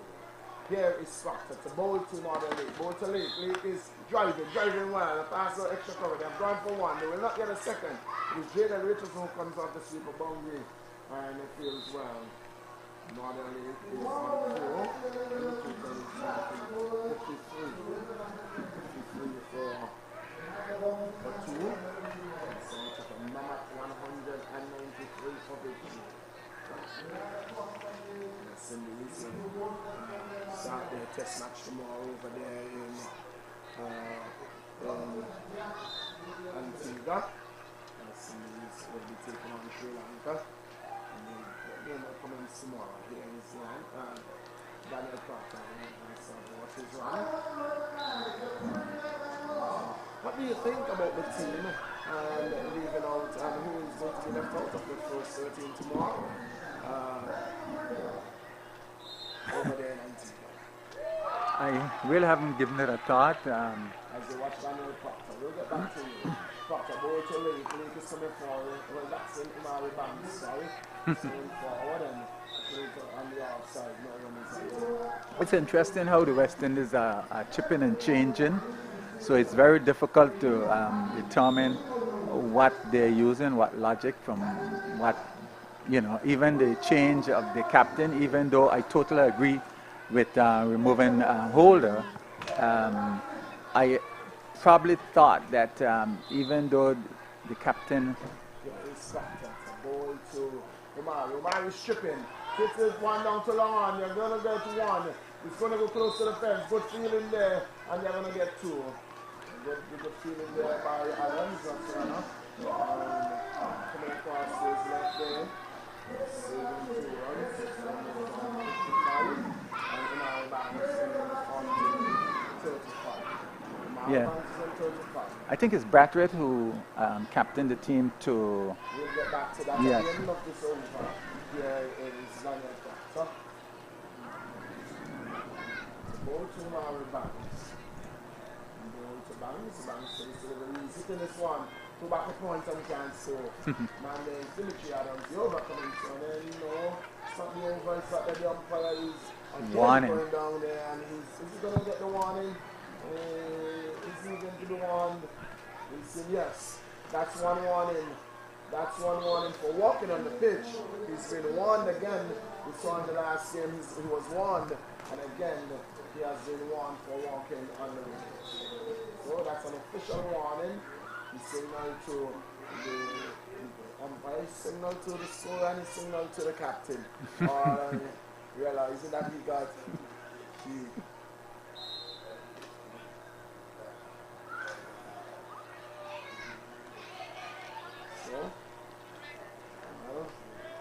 He did. I missed. Huh? No penalty run. Oh. So not penalty run, but the warning thing. Here is Proctor. To go to Omari. Omari is getting in front of the pad. So the over coming to an end. And at the end of the over, it's 55. At the end of over number 8, 55 for 2. 55 for 2 in search of 193 for victory. Omari is on at 35, and the team is not a late, he's on 4 as we get back to that conversation. Yes, no, what I was saying, the change to Brathwaite from Holder, I'm not 100% sure, even though Brathwaite did do very well with the team when he went to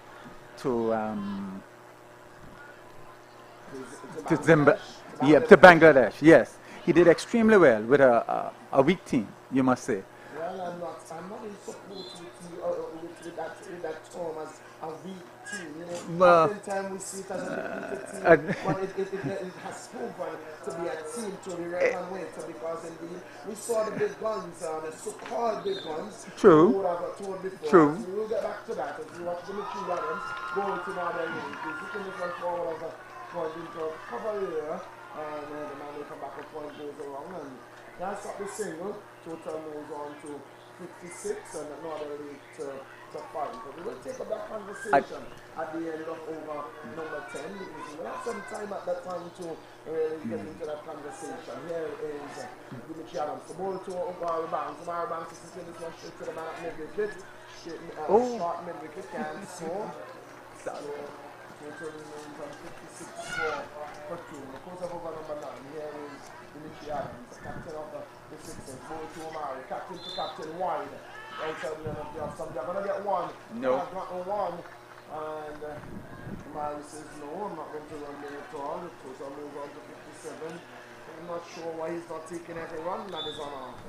I don't know myself, but he has to make that decision. Omar is back. This is the Mitchell Adams. Adams, so the Silveries hitting this one straight to shot mid off. The man in attendance says, Demetrius Adams, it is. No run resulting. The score remains on 57. 57. Here is Adams to Banks. Banks is driving straight back to Adams and save and driving up into the track. So his left. So here is the ball to Omar. Omar is hitting this one. It is going to run close to the fence. They've gone for one. The man down there in attendance is JDL as well. And sends a return. 58, and Omar Banks goes up to 36. And the end of the over, you're going to get back into the conversation at the end of the ninth over. And he's really saying that oftentimes with all the team, a depleted team, but they really stood up and they were committed and they came out with a series of victory there. At the end of over number 9, the score is 58. At the end of over number 9 at the same stage. The Farrington Super Sixers were 78. 78? Yes. 78?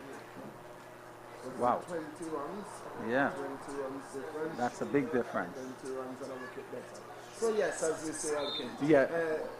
No, well, inexperience might have been the better term in terms of the team that went, you know. But then again, they didn't have much of a choice because, and maybe that would account for why they might have made the decision. Because there were some players who consider themselves senior players who, for some reason unknown, refused to go on the tour. So I really have to take that back, that inexperience, but who did the job that probably no one expected them to do. So I think that, yes. Accountability, putting their hands Yes. and taking the opportunity. Yes. Darren Sammy, remember when Darren Sammy became the captain of the white ball captain for West Indies? It was something similar. When the team decided that they were not going to go. Here is Scott. The ball to Banks. Banks is hitting this one. Down to the man after a deep extra cover. Gets one. Total moves on to 59. And Omari Banks on to 37. Omari is on 37. And the man that was slipping to the commentary as our King's lead is going to be Tony Fleming. And we're going to continue that conversation at the end of this 10th over. It's 59 before 2. Here is Proctor. The ball to Northern Lake. Ball to Lake. Lake is hitting this one in the air. Pass backward point. Wide up the man backward point. They're gone for one. Looking for a second. They're coming back for it too. They're going to get it easy. I'm not sure why Mario was just Santana not looking for a second, because it was always on. Northern was looking for the second one and they got it quite comfortably in the end. The total moves on to 61 and Northern Lake there, he's on 7. Mario Banks is on 37. They are in sort of 193 for victory. 192 scored by the Farrington Super Sixers. And this is for semi-final. Come tomorrow, it's going to be Razor Massive who will be taking on the Beamers in the second semi-final. Who is going to put one hand on the trophy and making it to the finals? Here is Proctor, the ball to Northern Lake. Ball to Lake, Lake is getting one full pitch delivery. It's slow delivery there. He's playing it to the face of the bat. Right mid to backward point can't score. The score remains on 61. 61 for no loss. 61 for 2, sorry. At the same juncture in the course of over number 10. That side Farrington, they were going helter-skelter, and there was an 80 order for 1. Here is Proctor to ball to Lake. Lake is hitting this one, down to long on. They've gone for 1. That's all they're going to do. The man Adams comes off the boundary. That's a runner. Sends a return. 62 for 2. And Northern Lake moves on by 1 to 8. Brings the captain, right-handed former West Indies player. Omari Banks on strike. He is on 37. We really have to get a move on. It's in the halfway stage. Some 20-30 runs ahead of where they are now. It was the Farrington. 62 it is. 62 for 2. Here is Daniel Proctor. Ball to Omari Banks. Ball to Banks. Banks is stuck in this one. He was really looking for an expansive shot. But coming out the throwing off the bat and ricocheting out there too. And it's called immediately for a change of bat. The ball coming off the throwing of the bat seemed to have damaged the bat. And Omari Banks will have to replace that one. The total is on 63 and Omari Banks is on 38. These Northern Lake is on 8 on strike.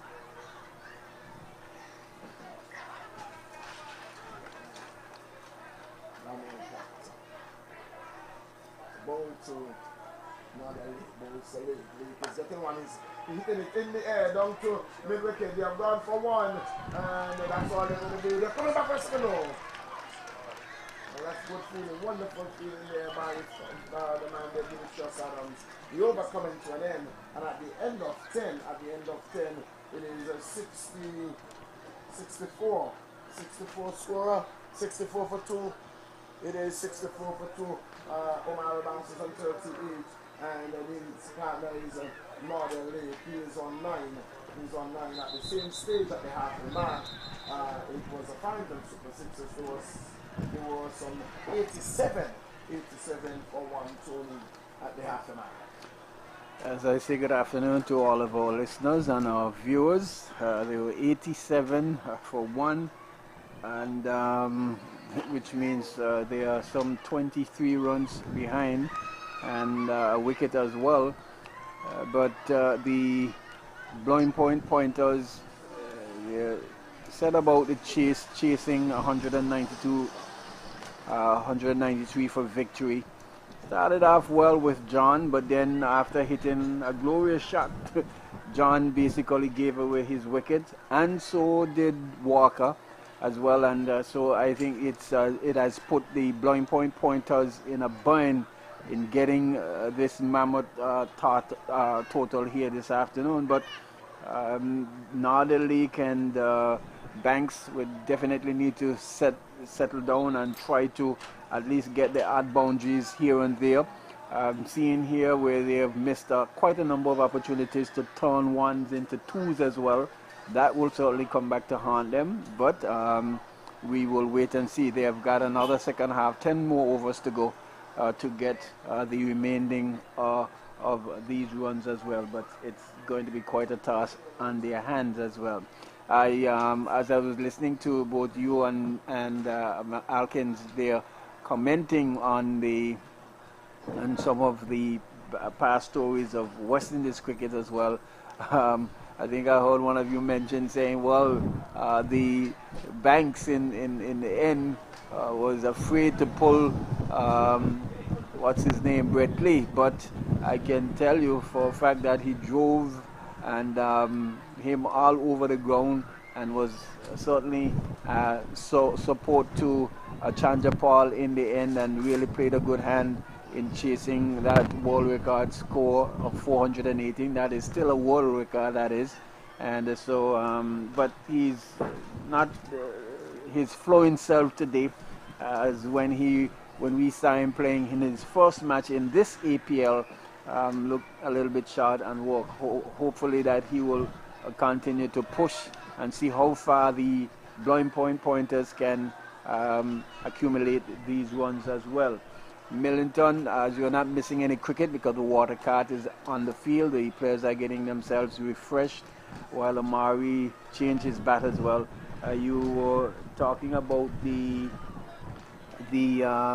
West Indies and the change of captaincy. I think one of the, if you can look back at it, I think Holder would have lost the captaincy not so much because of the brilliance or the well-led team down to Bangladesh by Craig Brackett, but I thought the selectors as well and the administration looked at how he led the Barbados Pride in the CG Super 50, and that might have been the final nail in the coffin, because the team didn't look like a well-led team at all. There was no fight at all.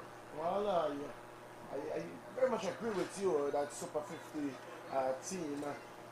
It looks more like a secondary school cricket team, just above primary school. In one game, I was wondering where is Jason Holder, because you didn't see the fight at all. You know that Jason Holder, he will fight down to the last. You didn't see that fight, neither from him nor his team, indeed.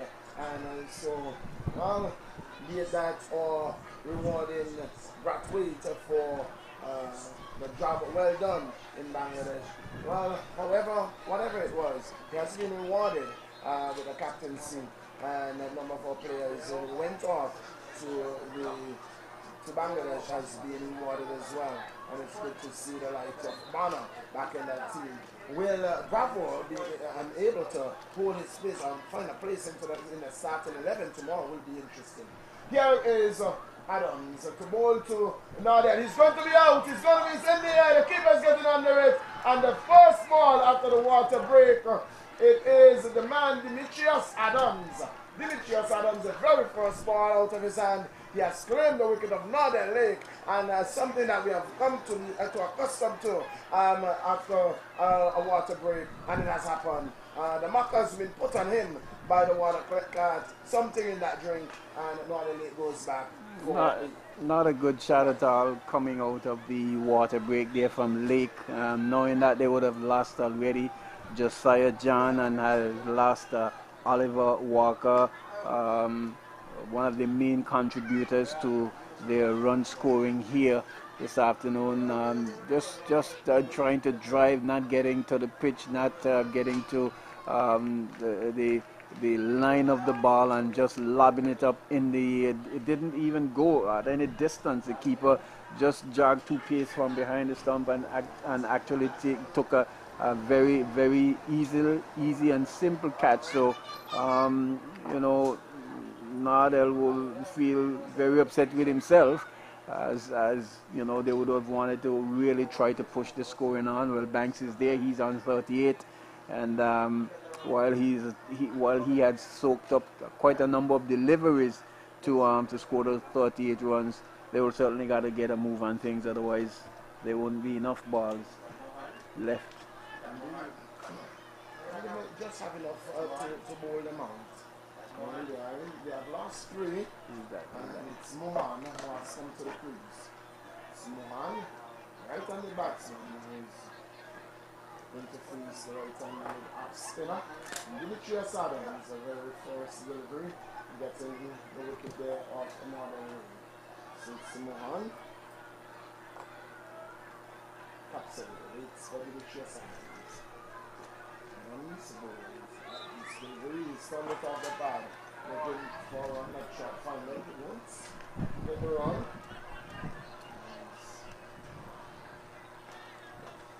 Now he lost his bat at some point.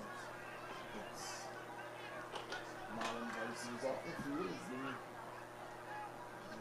Now here is Adams. The ball is a no ball call. A no ball call. And that is because the outside line of the return crease.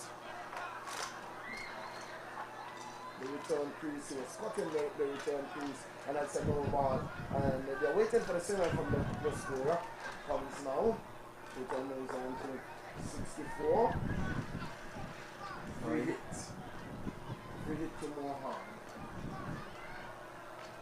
There is Adams. The ball to Mohan. It's a free. Cannot be aggressive or run out. And not making use of that. A free hit at all. It's a free hit. You can do anything you want once you don't get yourself run out. And Mohan really in a time like now when you really have to get back to ball. Just swimming every in the crease and no run result. Umpires are having a conversation. Umpire out not listening to the come to. He's just standing in position behind the stumps. Just consulting there again. After the balls remaining, here is Demetrius Adams. The ball to Mohan. To this delivery. Mohan is looking one outside. And I look here of some that is pushing there to check about. I got a single man there. Adams, when it comes onto the ball, it's going to be interesting when the leg spinner comes onto the ball. Here is Demetrius Adams, ball to Mohan. He's going to one shot to check out and score. Score remains on 64 for 3. Here is Demetrius Adams. That's the ball from hand to hand. Moves away, pass up Hodge, ball to Mohan. Mohan is hitting this one to the left of the man up there, to the right of long off, and Umar down say, it's the last ball of the over, and I want the strike, and I'm not running. Very interesting. The ball played all the way down to the man at long on, and not picking up a single, chasing 192, 193 for victory. Is quite interesting strategy, so to speak, because I would want to think if the batsman is coming in now, he should be capable to face the other new over coming from the other end. So whether or not Omari say, well, I'm going to take 6 sixes off of this over and put us in good stead, we wait and see, but not good cricket at all there by Banks, the player. It's not that Omari Banks is playing as such the innings and hitting the ball to all parts of the ground.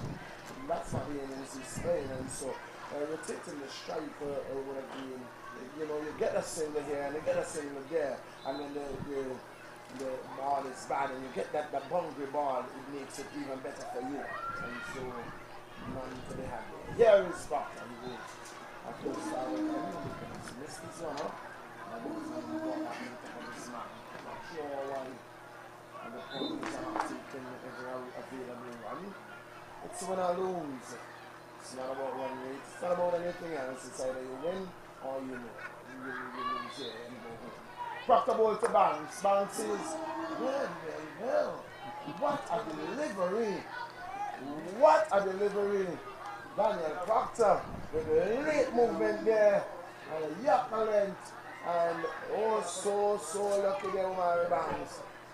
Missing it all ends up a swinging past the next from between our bat and pad and going to be taken by the wicket maker. It's good ball there. First up from Proctor, coming back in his first over after the break. Here is Scott. It's a ball to Omari Banks. Ball to Banks. Banks is hitting this one. Down to widest long on. They've run for one. And they're going to come back for 2. Good feeling there by Raymond Adams. Raymond and Raymond. Adams brothers. We have 2 sets of brothers on the field, Raymond and Raymond. And we have Demetrius. 67. 67. Score moves on by 2 to 66. 7. 67. 67. Yeah, then no more laps. What's on here is Proctor to Omari is over the top of extra cover. They're gone for 1. We'll come back for a second. We'll get it easy 2. We'll move on to 2 to 69. 69. Omari Banks, he is on is that 44 scorer? 42. 42, yeah. So 42. Omari Banks. Mohan is yet to score. Score is 69. It's going to be Proctor again. To bowl to Omari Banks, who is on 42. Nearly half century.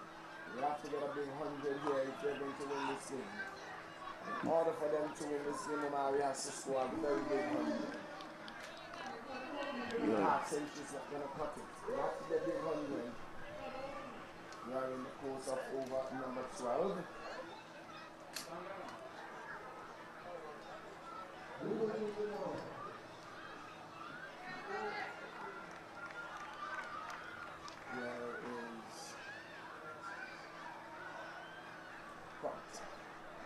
Going to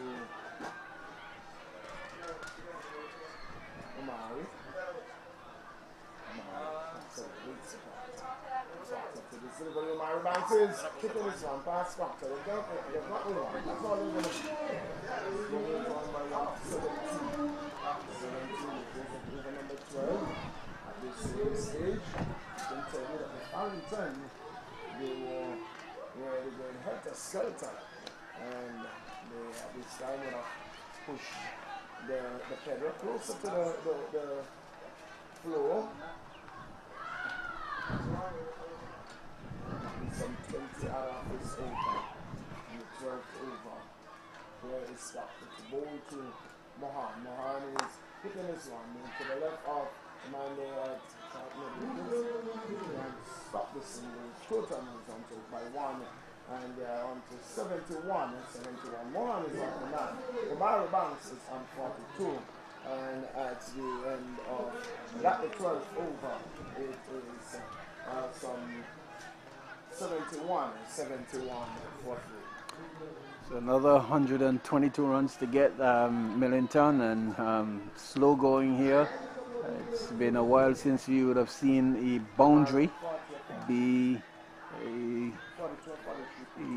a boundary being hit here by the pointers. So far the Farrington Super Sixers have certainly been putting on the squeeze, and I think that was the last of Proctor's quarter of 4 overs, and the ball very, very nice and tight, not giving away anything at all. They're talking to the scorer there in Livingston Clifton, and he was saying and mentioning that Proctor is a very unusual, bowler, unpredictable, something like Winston Benjamin type bowling, and we've seen that today. Yes, he can swing it. Running to Proctor some years ago, 15 plus years ago. He can swing the ball. He has a very sharp bouncer. Here is Dimitris Adams. So go to Mohan. Mohan is putting this across the line to the man at mid-wicket. There's one. Omari Banks is up. They're coming to strike there 72. In 72, Mohan is on 2. Omari is on 43. Some 171 more runs to get. They got up anyway close to that. Here is Dimitris Adams. Ball to Omari Banks. A big shot down too long on the man there, J.D. Richardson. He came and set himself looking for a catch, but he will have to turn and go back for the ball because it's gone away over long on for 6. We're still awaiting on the umpire's signal. It's gone away for 6. I don't know what he's waiting on. The ball dropped way behind the side screen, and it's gone away for 6 runs. Omari Banks, he's on to 49. Total is on to 78. 78. Omari Banks is going to look to press some gas here. Only it is Omari Banks. Pops up at the crease. Waits for Dimitris Adams. Just got the long on straighter. Dimitris Adams. Go to Mario. Mario's hitting this one again. And this one is going to be caught. No, 6 more runs. 6 more runs for Omari Banks. He's on to 50. He's on 55. Omari has raised his 50. He's on 55. And he's getting a move on here. The total is on to 84. 84. Omari has scored his 50. He's on to 55. So looking to open up his banks. 2 consecutive 6s. Omari Banks stops away. Wait for Dimitris Adams again. This one, he's hitting this one. Past mid-wicket. They've gone for 1. We'll come back for a second. Masimba Moen didn't pick it up. And it's going to go close to the fence. But it gets back there for the 2. And Omari Banks moves on to 57. Omari Banks is on to 57. The total is on to 86. 86. They're getting a move on. They are into the 13th over. Here is Dimitris Adams. And yet to see Lionel Adams. Here is Lucas, the ball to Omari. Omari is hitting this one, down to long on this time. He's not going to run. He's not going to run. He's still another ball in the over. I still want 6 more runs in this over. And he could have gotten that single and gotten the strike. But he say I still want a 6 in this over. Lucas to ball to Omari. Ball to Omari. Omari is getting one wide. The down the left side. So it moves on by 1 to 87. Putting pressure on young Adams. Adams, a young man, Omari is the veteran. Here is Lucas. So ball to Omari. Ball to Omari. Omari is again getting a wide down the left side. Well, that's the reason he could have gotten 1 if he had run. But he has gotten 2. And the 2 has been wide and he's still to face another ball. Total moves on to 88. Omari Banks getting the better of Lucas Adams. Getting into his head. Here is Adams, the ball to Banks. Banks is getting his run on the outside. He's not going to score. The over coming to an end. And he's going to pick himself. He say, I wanted the strike. I wanted to a single there, but he didn't get it. The score is 88. Omari Banks is on 57. With him is Mohan. He's on 2. And at the end of over number 13, it is 88 for 3-Tony. And at the same time, the Farrington Super Sixers was 129 for 1.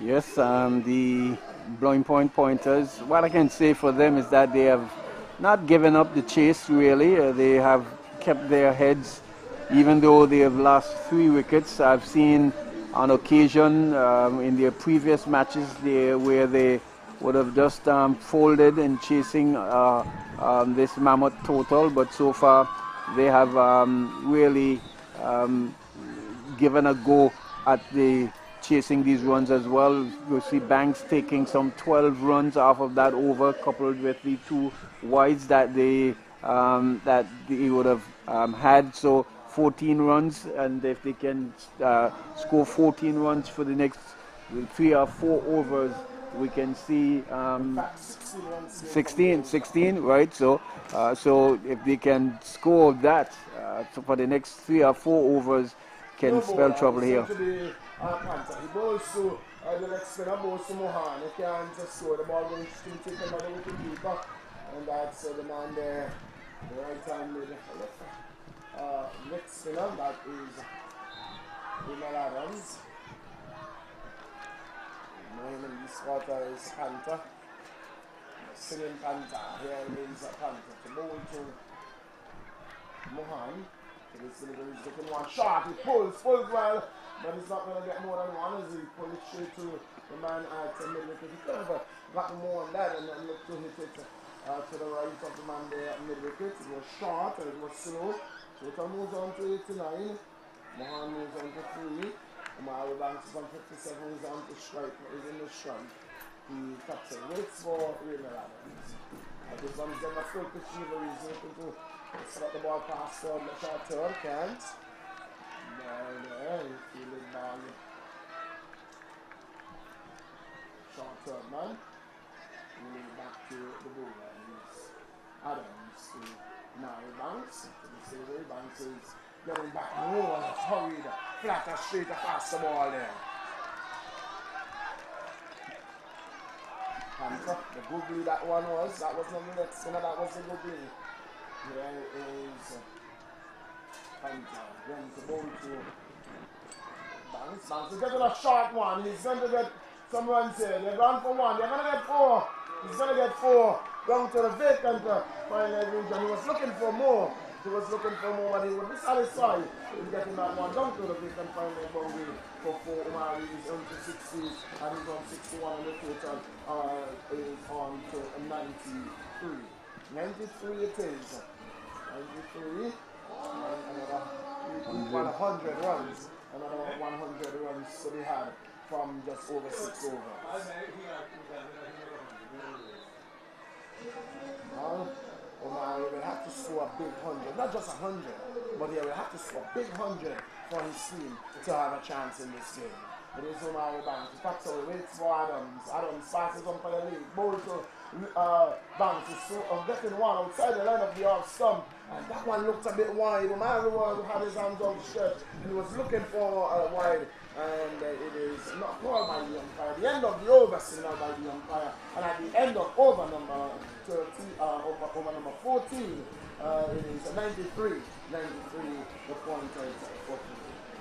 So now 60 balls to get 100 runs, not impossible, but these two batters here will definitely need to be scoring at least 2 or 3 boundaries per over in order to get as close as possible to the to these runs.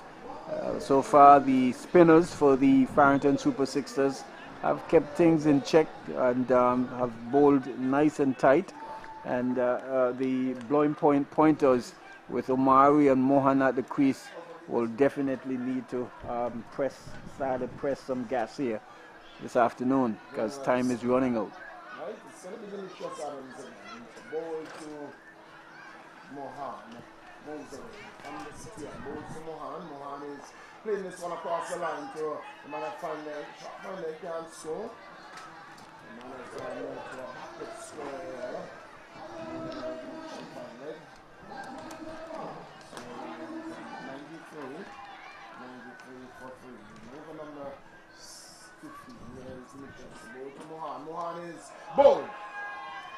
Looking to go across the line, and some stop that. Bales going flying.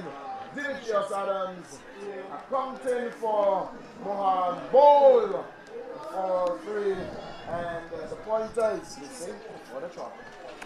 Yes, as we were just saying that they will need to start to be pressing some gas here this afternoon. Not doing justice was Mohan. They're playing right across the line and missing everything and comprehensively bowled there by Adams, and only contributing some 3 runs to the pointers total of 93, and certainly this is not going to do well at all. This is certainly not going to help their cause in chasing these runs because they have been set a mammoth total here so far, and they have not gone about it the proper way in terms of playing T20 cricket. Lost too many wickets, and they are eating further and deeper into their batting lineup, which is not as deep as some of the teams like the Farrington Super Sixers or the Beamers. I think that's Neville Hamilton who's going to the wicket now. We will see how much support he can lend to Banks, who is there on 61, and they will certainly need to take it to the end and see how close as possible they can get to this total Millington. Indeed, Hamilton is not a rabbit at all. He can hold the bat, and he can do more than hold the bat. We've seen him in the past representing the prison, representing the police, representing the masters. He can good punch when he's on, but they are in some trouble here. So it's 93 for 4. 93 for 4. Dimitrios Adams is going to look to continue counting that wicket column. He's going to be bowling to Neville Hamilton, father of St. Louis. The wicket batsman. Ball to Hamilton, getting one on the pad, and he's very well on the other side. Jamal Hamilton playing in the warm-up to the game against Sri Lanka. Not really making a good account of himself at all. Here is Dimitrios, and there's going to be an adjustment in the field. There is Dimitrios. The ball to Hamilton. Hamilton is driving well. They've gone for one and straight back past the bowler. The man from long off field is Dimitrios Adams. We have 3 sets of brothers on the field. And for the first time in this tournament, here is we have the Richardsons, the Adams and the Adams. Here is Dimitrios Adams. The ball to Mary Banks. Ball to is just dropping there. Had that been a more able-bodied fielder who was able to move swiftly, that could have been a catch there at mid-wicket. It was Terry Adams. Umari Banks fortunate there. Total moves on to 95. 95. Neville Hamilton, he is on 1. He's back on strike. He's on 1. Umari Banks is on 62.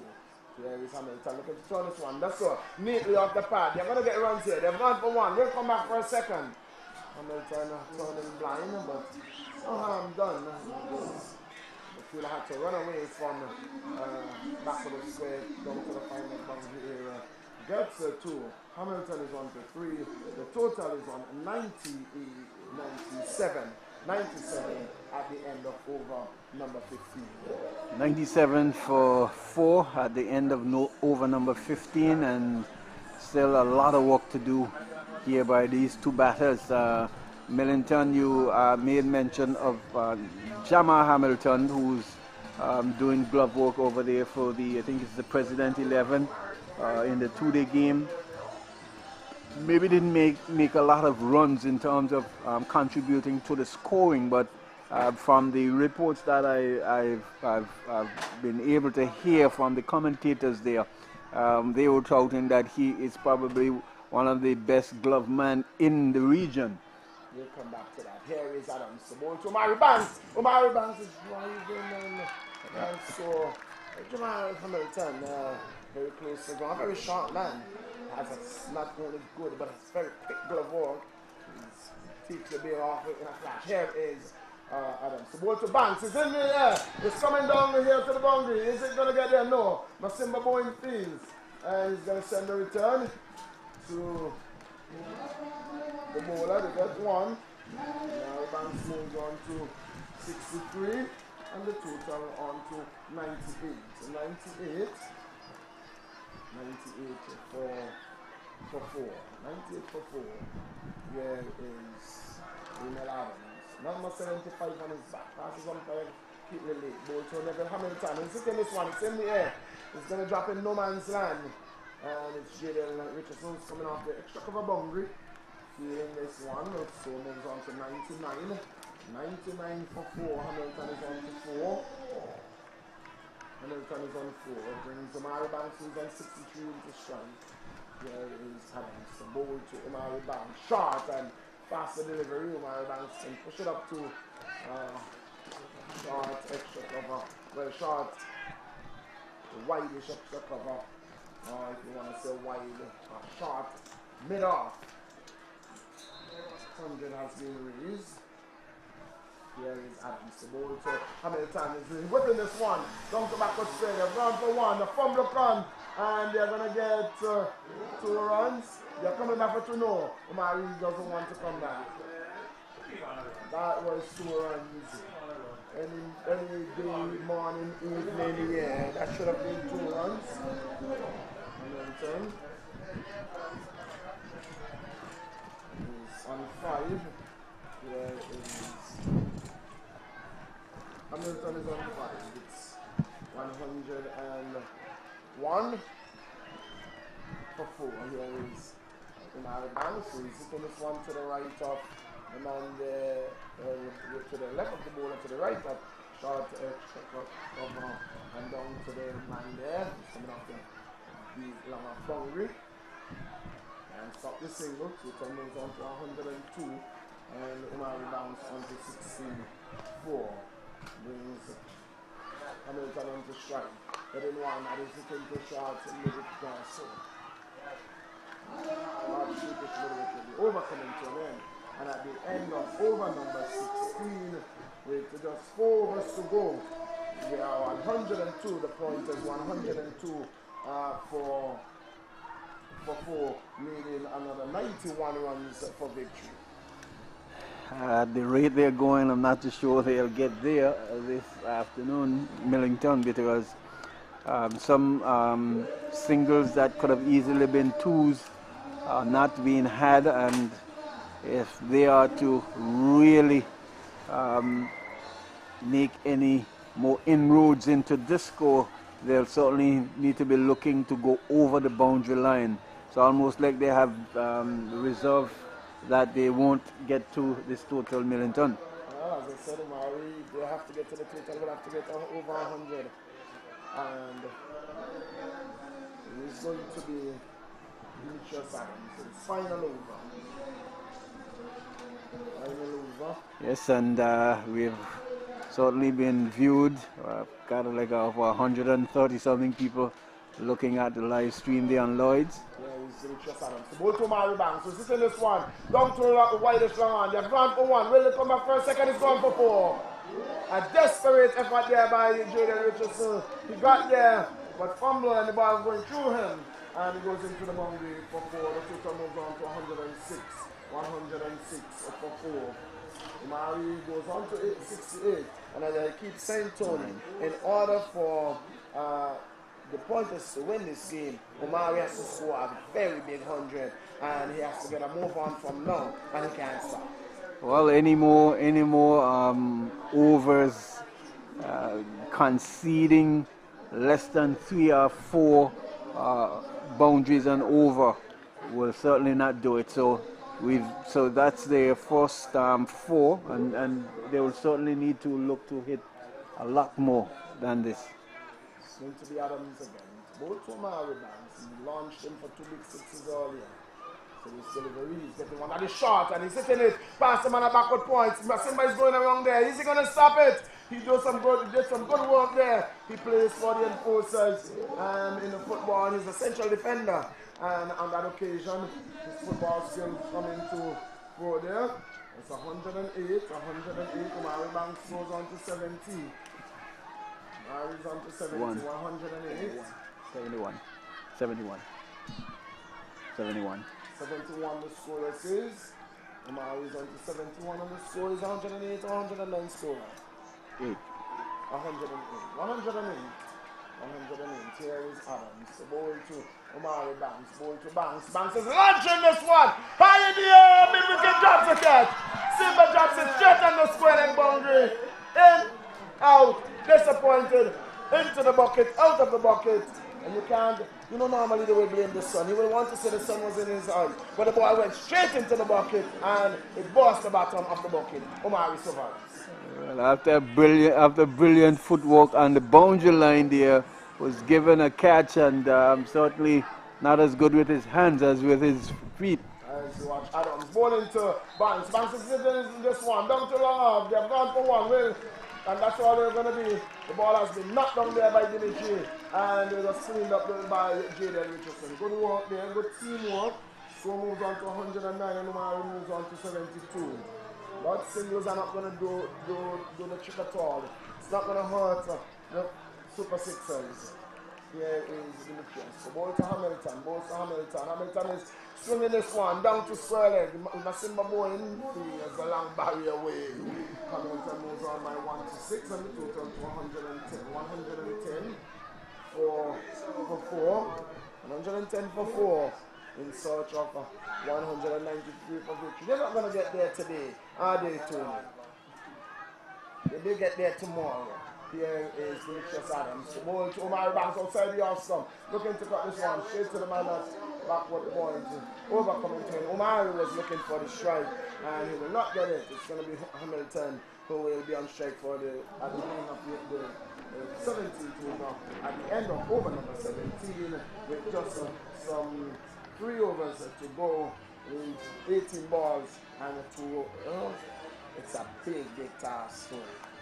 Yeah, I'm trying to figure out the strategy in Omari. I'm not too sure whether or not the length of the time in the field when they were at their turn of feeling, having to marshal and maneuver the captaincy with the pointers and then having to open the batting, whether that is telling on him, because a couple of times he has played the ball deep into the on-field and could easily have gotten 2 runs and just didn't go back from that.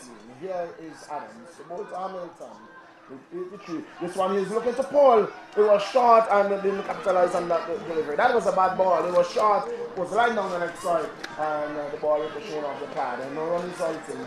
Leading some 83 from 17. Here is Adams. The ball to Hamilton. Ball to Hamilton. Hamilton is looking to turn this one. The ball coming off the outside edge. Going back up the track and no run resulting. Score remains on 110 for 4. Here Hamilton pops away. Waits for Raymond. So this delivery is getting this one. Oh, it's gonna be caught! He's gone! He's gone! Hamilton goes! Caught Demetrius Adams! Caught Demetrius Adams! Ball by the leg spinner of Raymond Adams. Hamilton goes for 7 for 6, and the same thing for the trouble. It's 110 for 5. 110 for 5. Hamilton trying to push the scoring on, and didn't really do too much damage to the scoreboard. Only scoring 6 from his time at bat.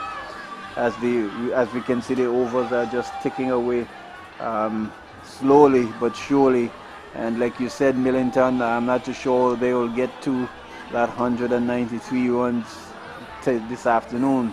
They might probably need another 10 overs to get there. Yes, I'm not sure if they will. They probably need another 15 overs to get there the way they are going at this time. And I did say to me that they had enough overs to get the runs and enough overs to bowl them out. And they are looking very well. They're back on the rope right now. They are 5 wickets down with some 2.4 overs to go, 2.3 overs to go. Raymond Adams are doing the trick there, and they're looking good. Glenn Mussington, he can hit the ball a fair way, but can he do it today? He will have to come to the fore very early. It is 83 required from not too many balls, and so they will have to get some 36 over. It's more than that required at this time.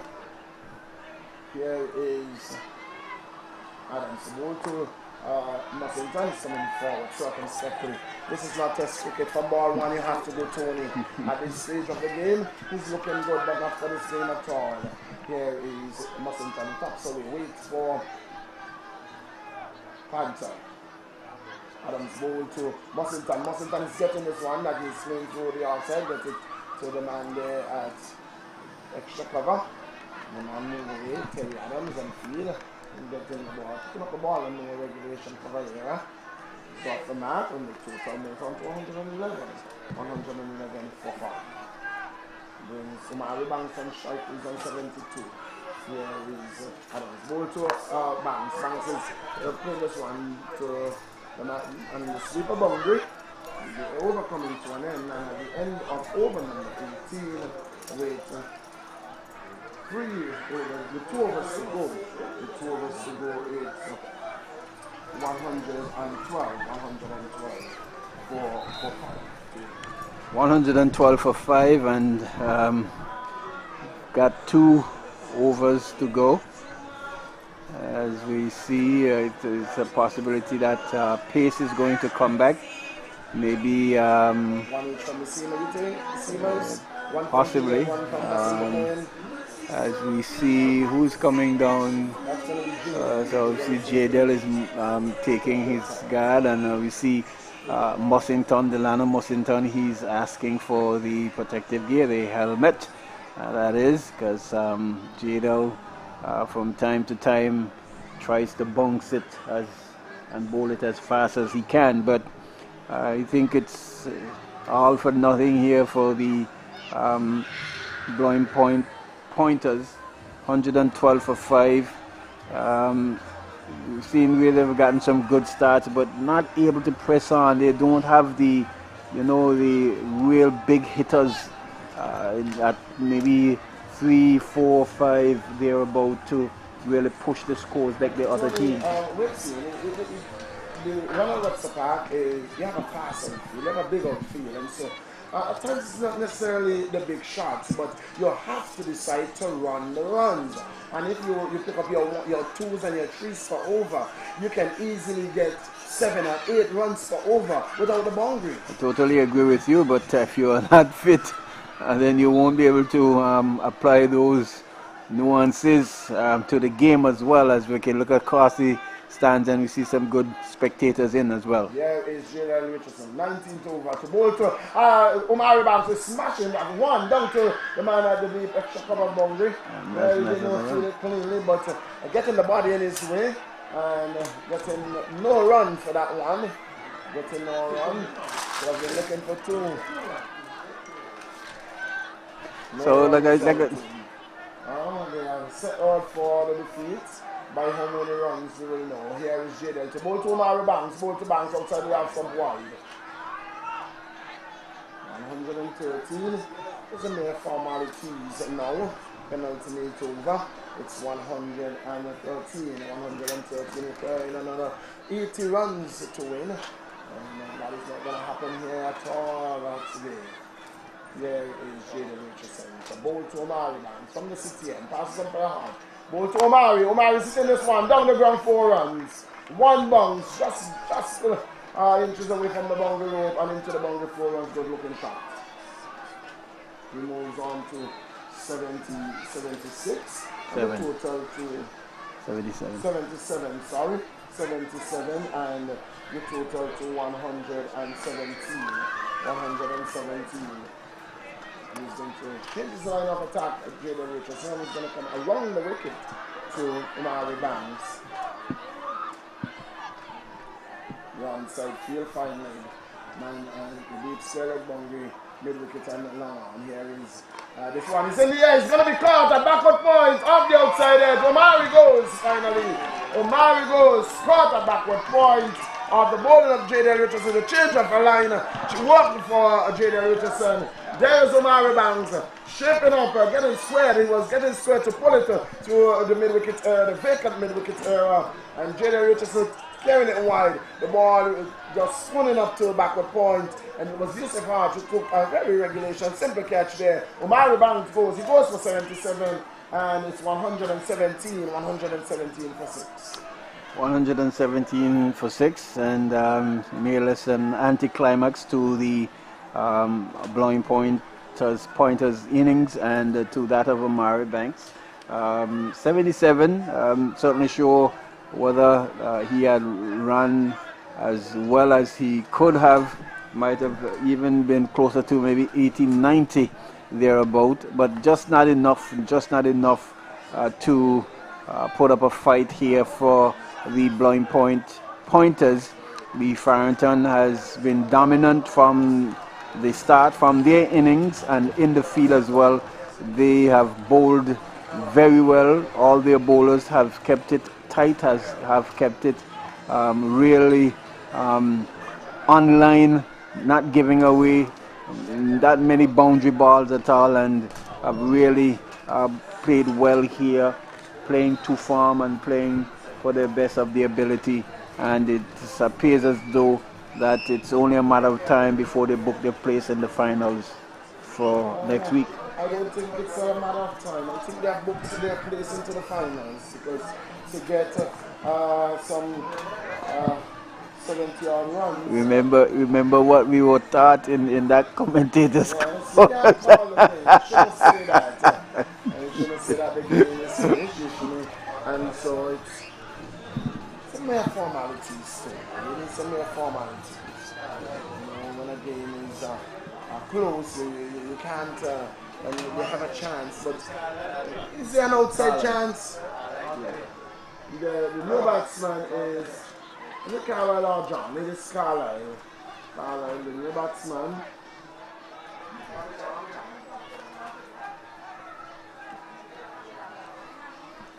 Carlisle. Interface the music of J.L. Richardson. Runs away.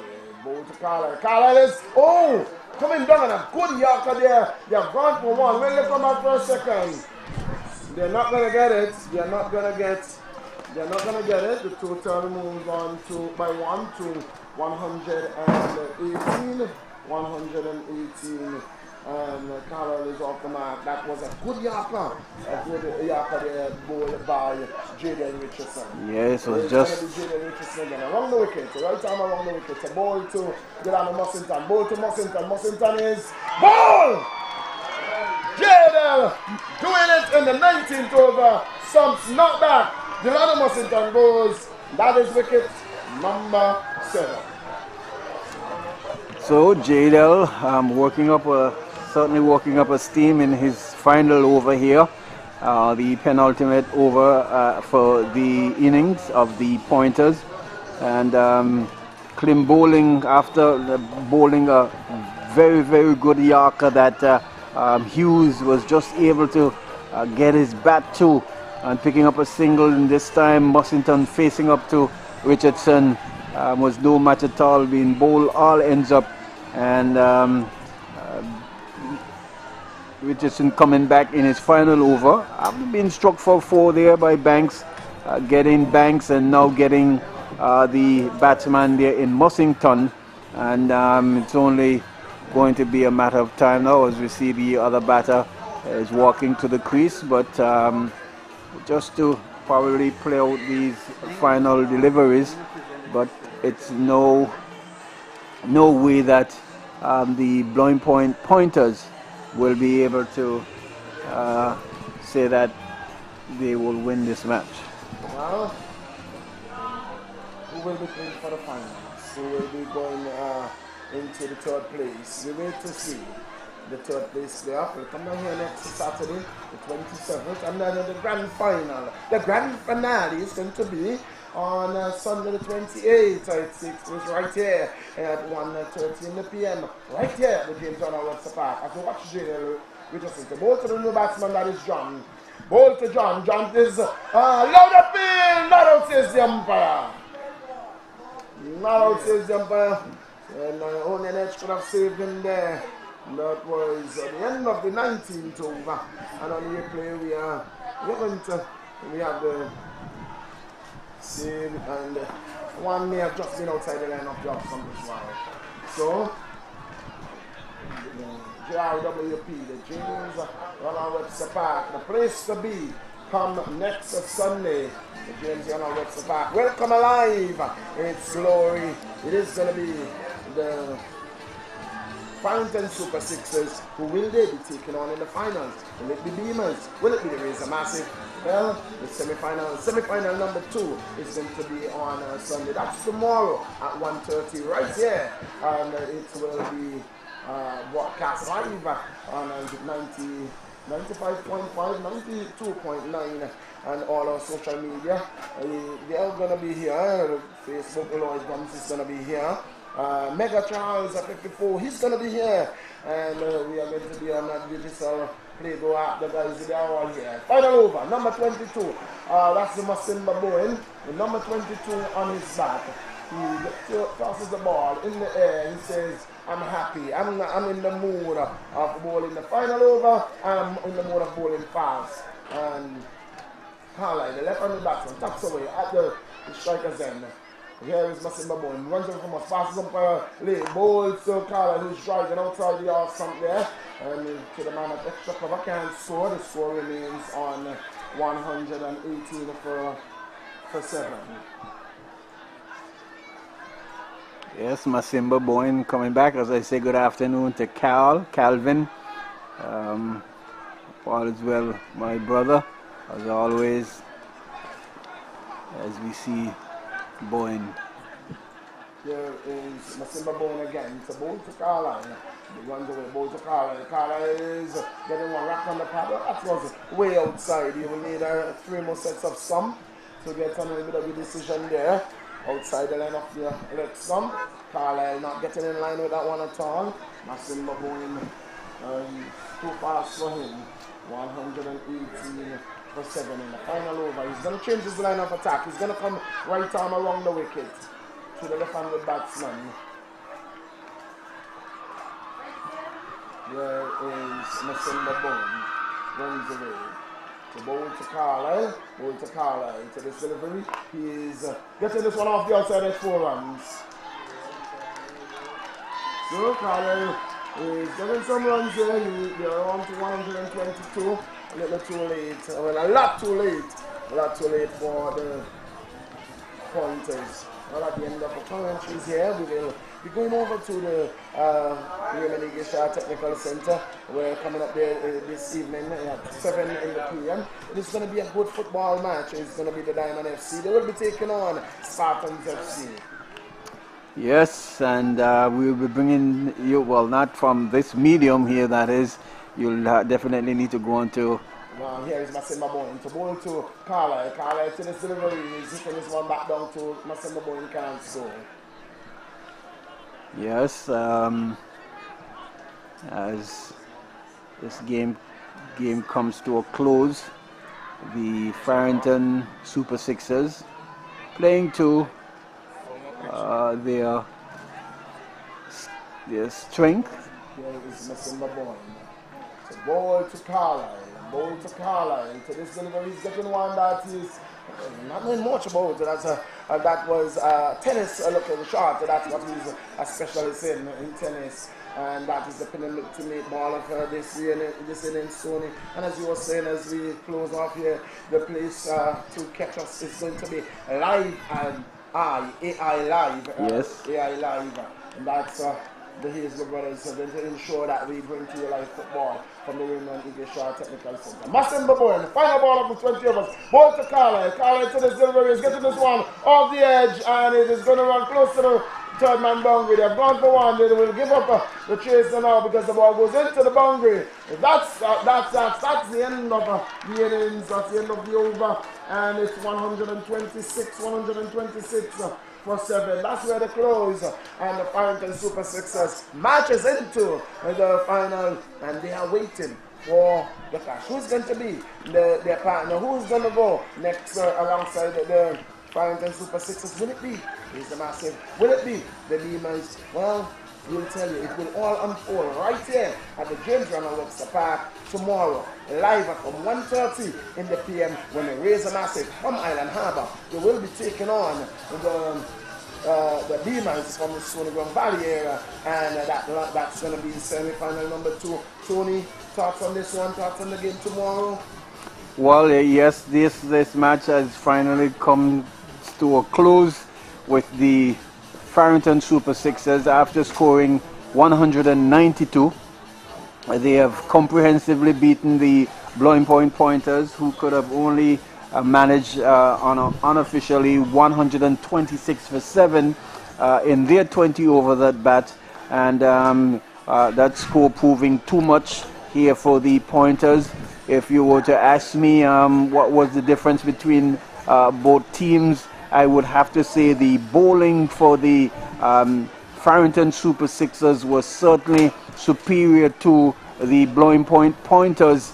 The Farrington Super Sixers, they were certainly much more controlled, much more consistent in terms of their lengths and their lines, whereas the Blowing Point Pointers, for the most part, they were all over the place, and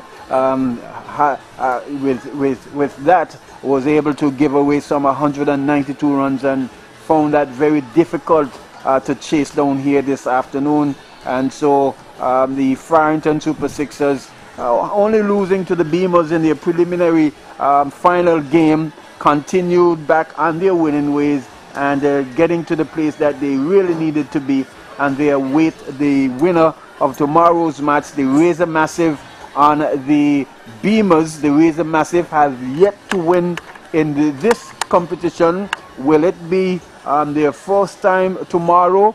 That will be historic, because I'm certainly sure that the Beamers, they're looking to do another number on the Razor Massive and to keep them winless in this tournament. But I'm sure that the Razor Massive will have other ideas. We will bring it to you tomorrow, God's willing, and we will see who will be taking on the Farrington Super Sixers in the finals next weekend, God's willing, as well.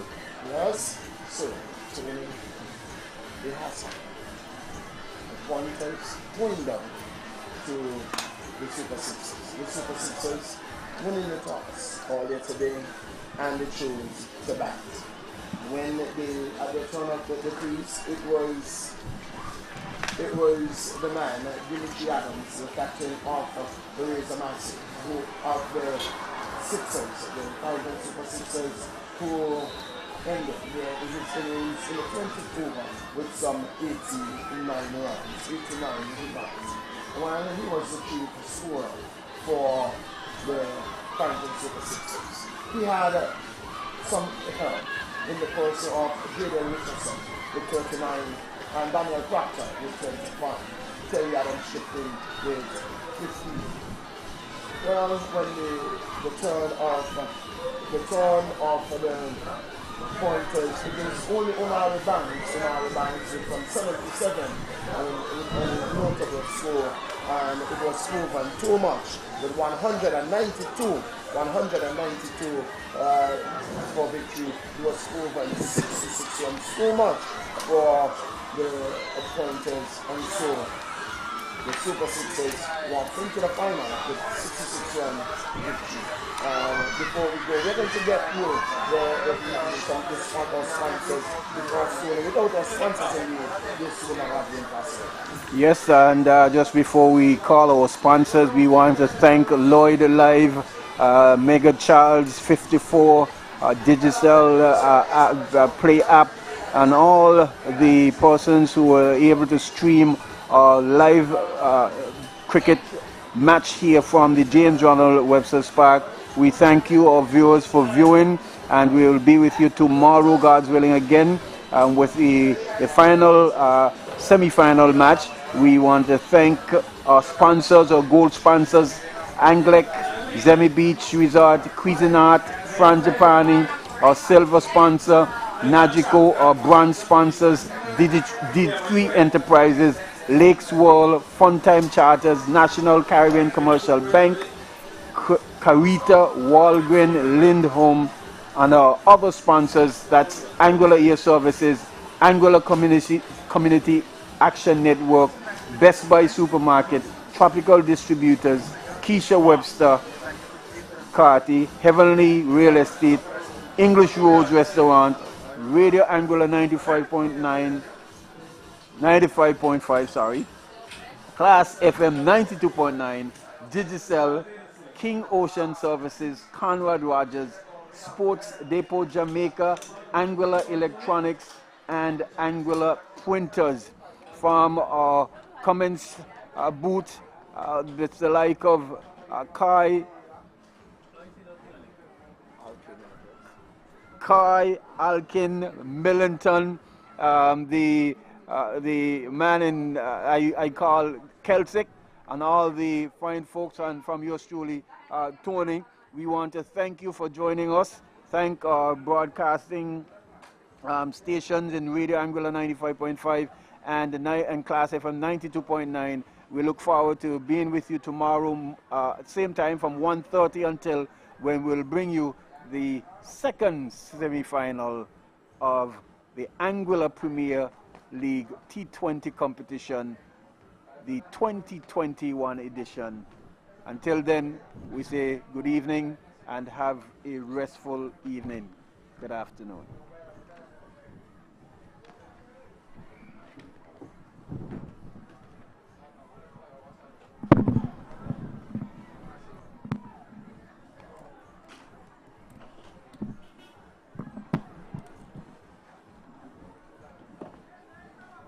See if they pick up Millington, you got your radio on still. Let me see it.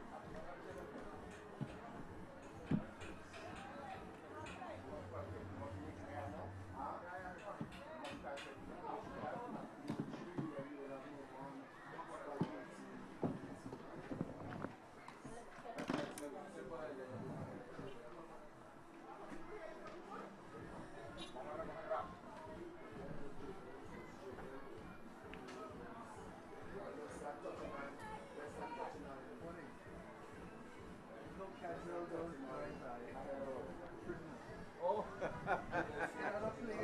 nowhere else, boy. Nowhere else. Nowhere else, Melinda. Nowhere else. Think it's them they done asleep already. I think it's them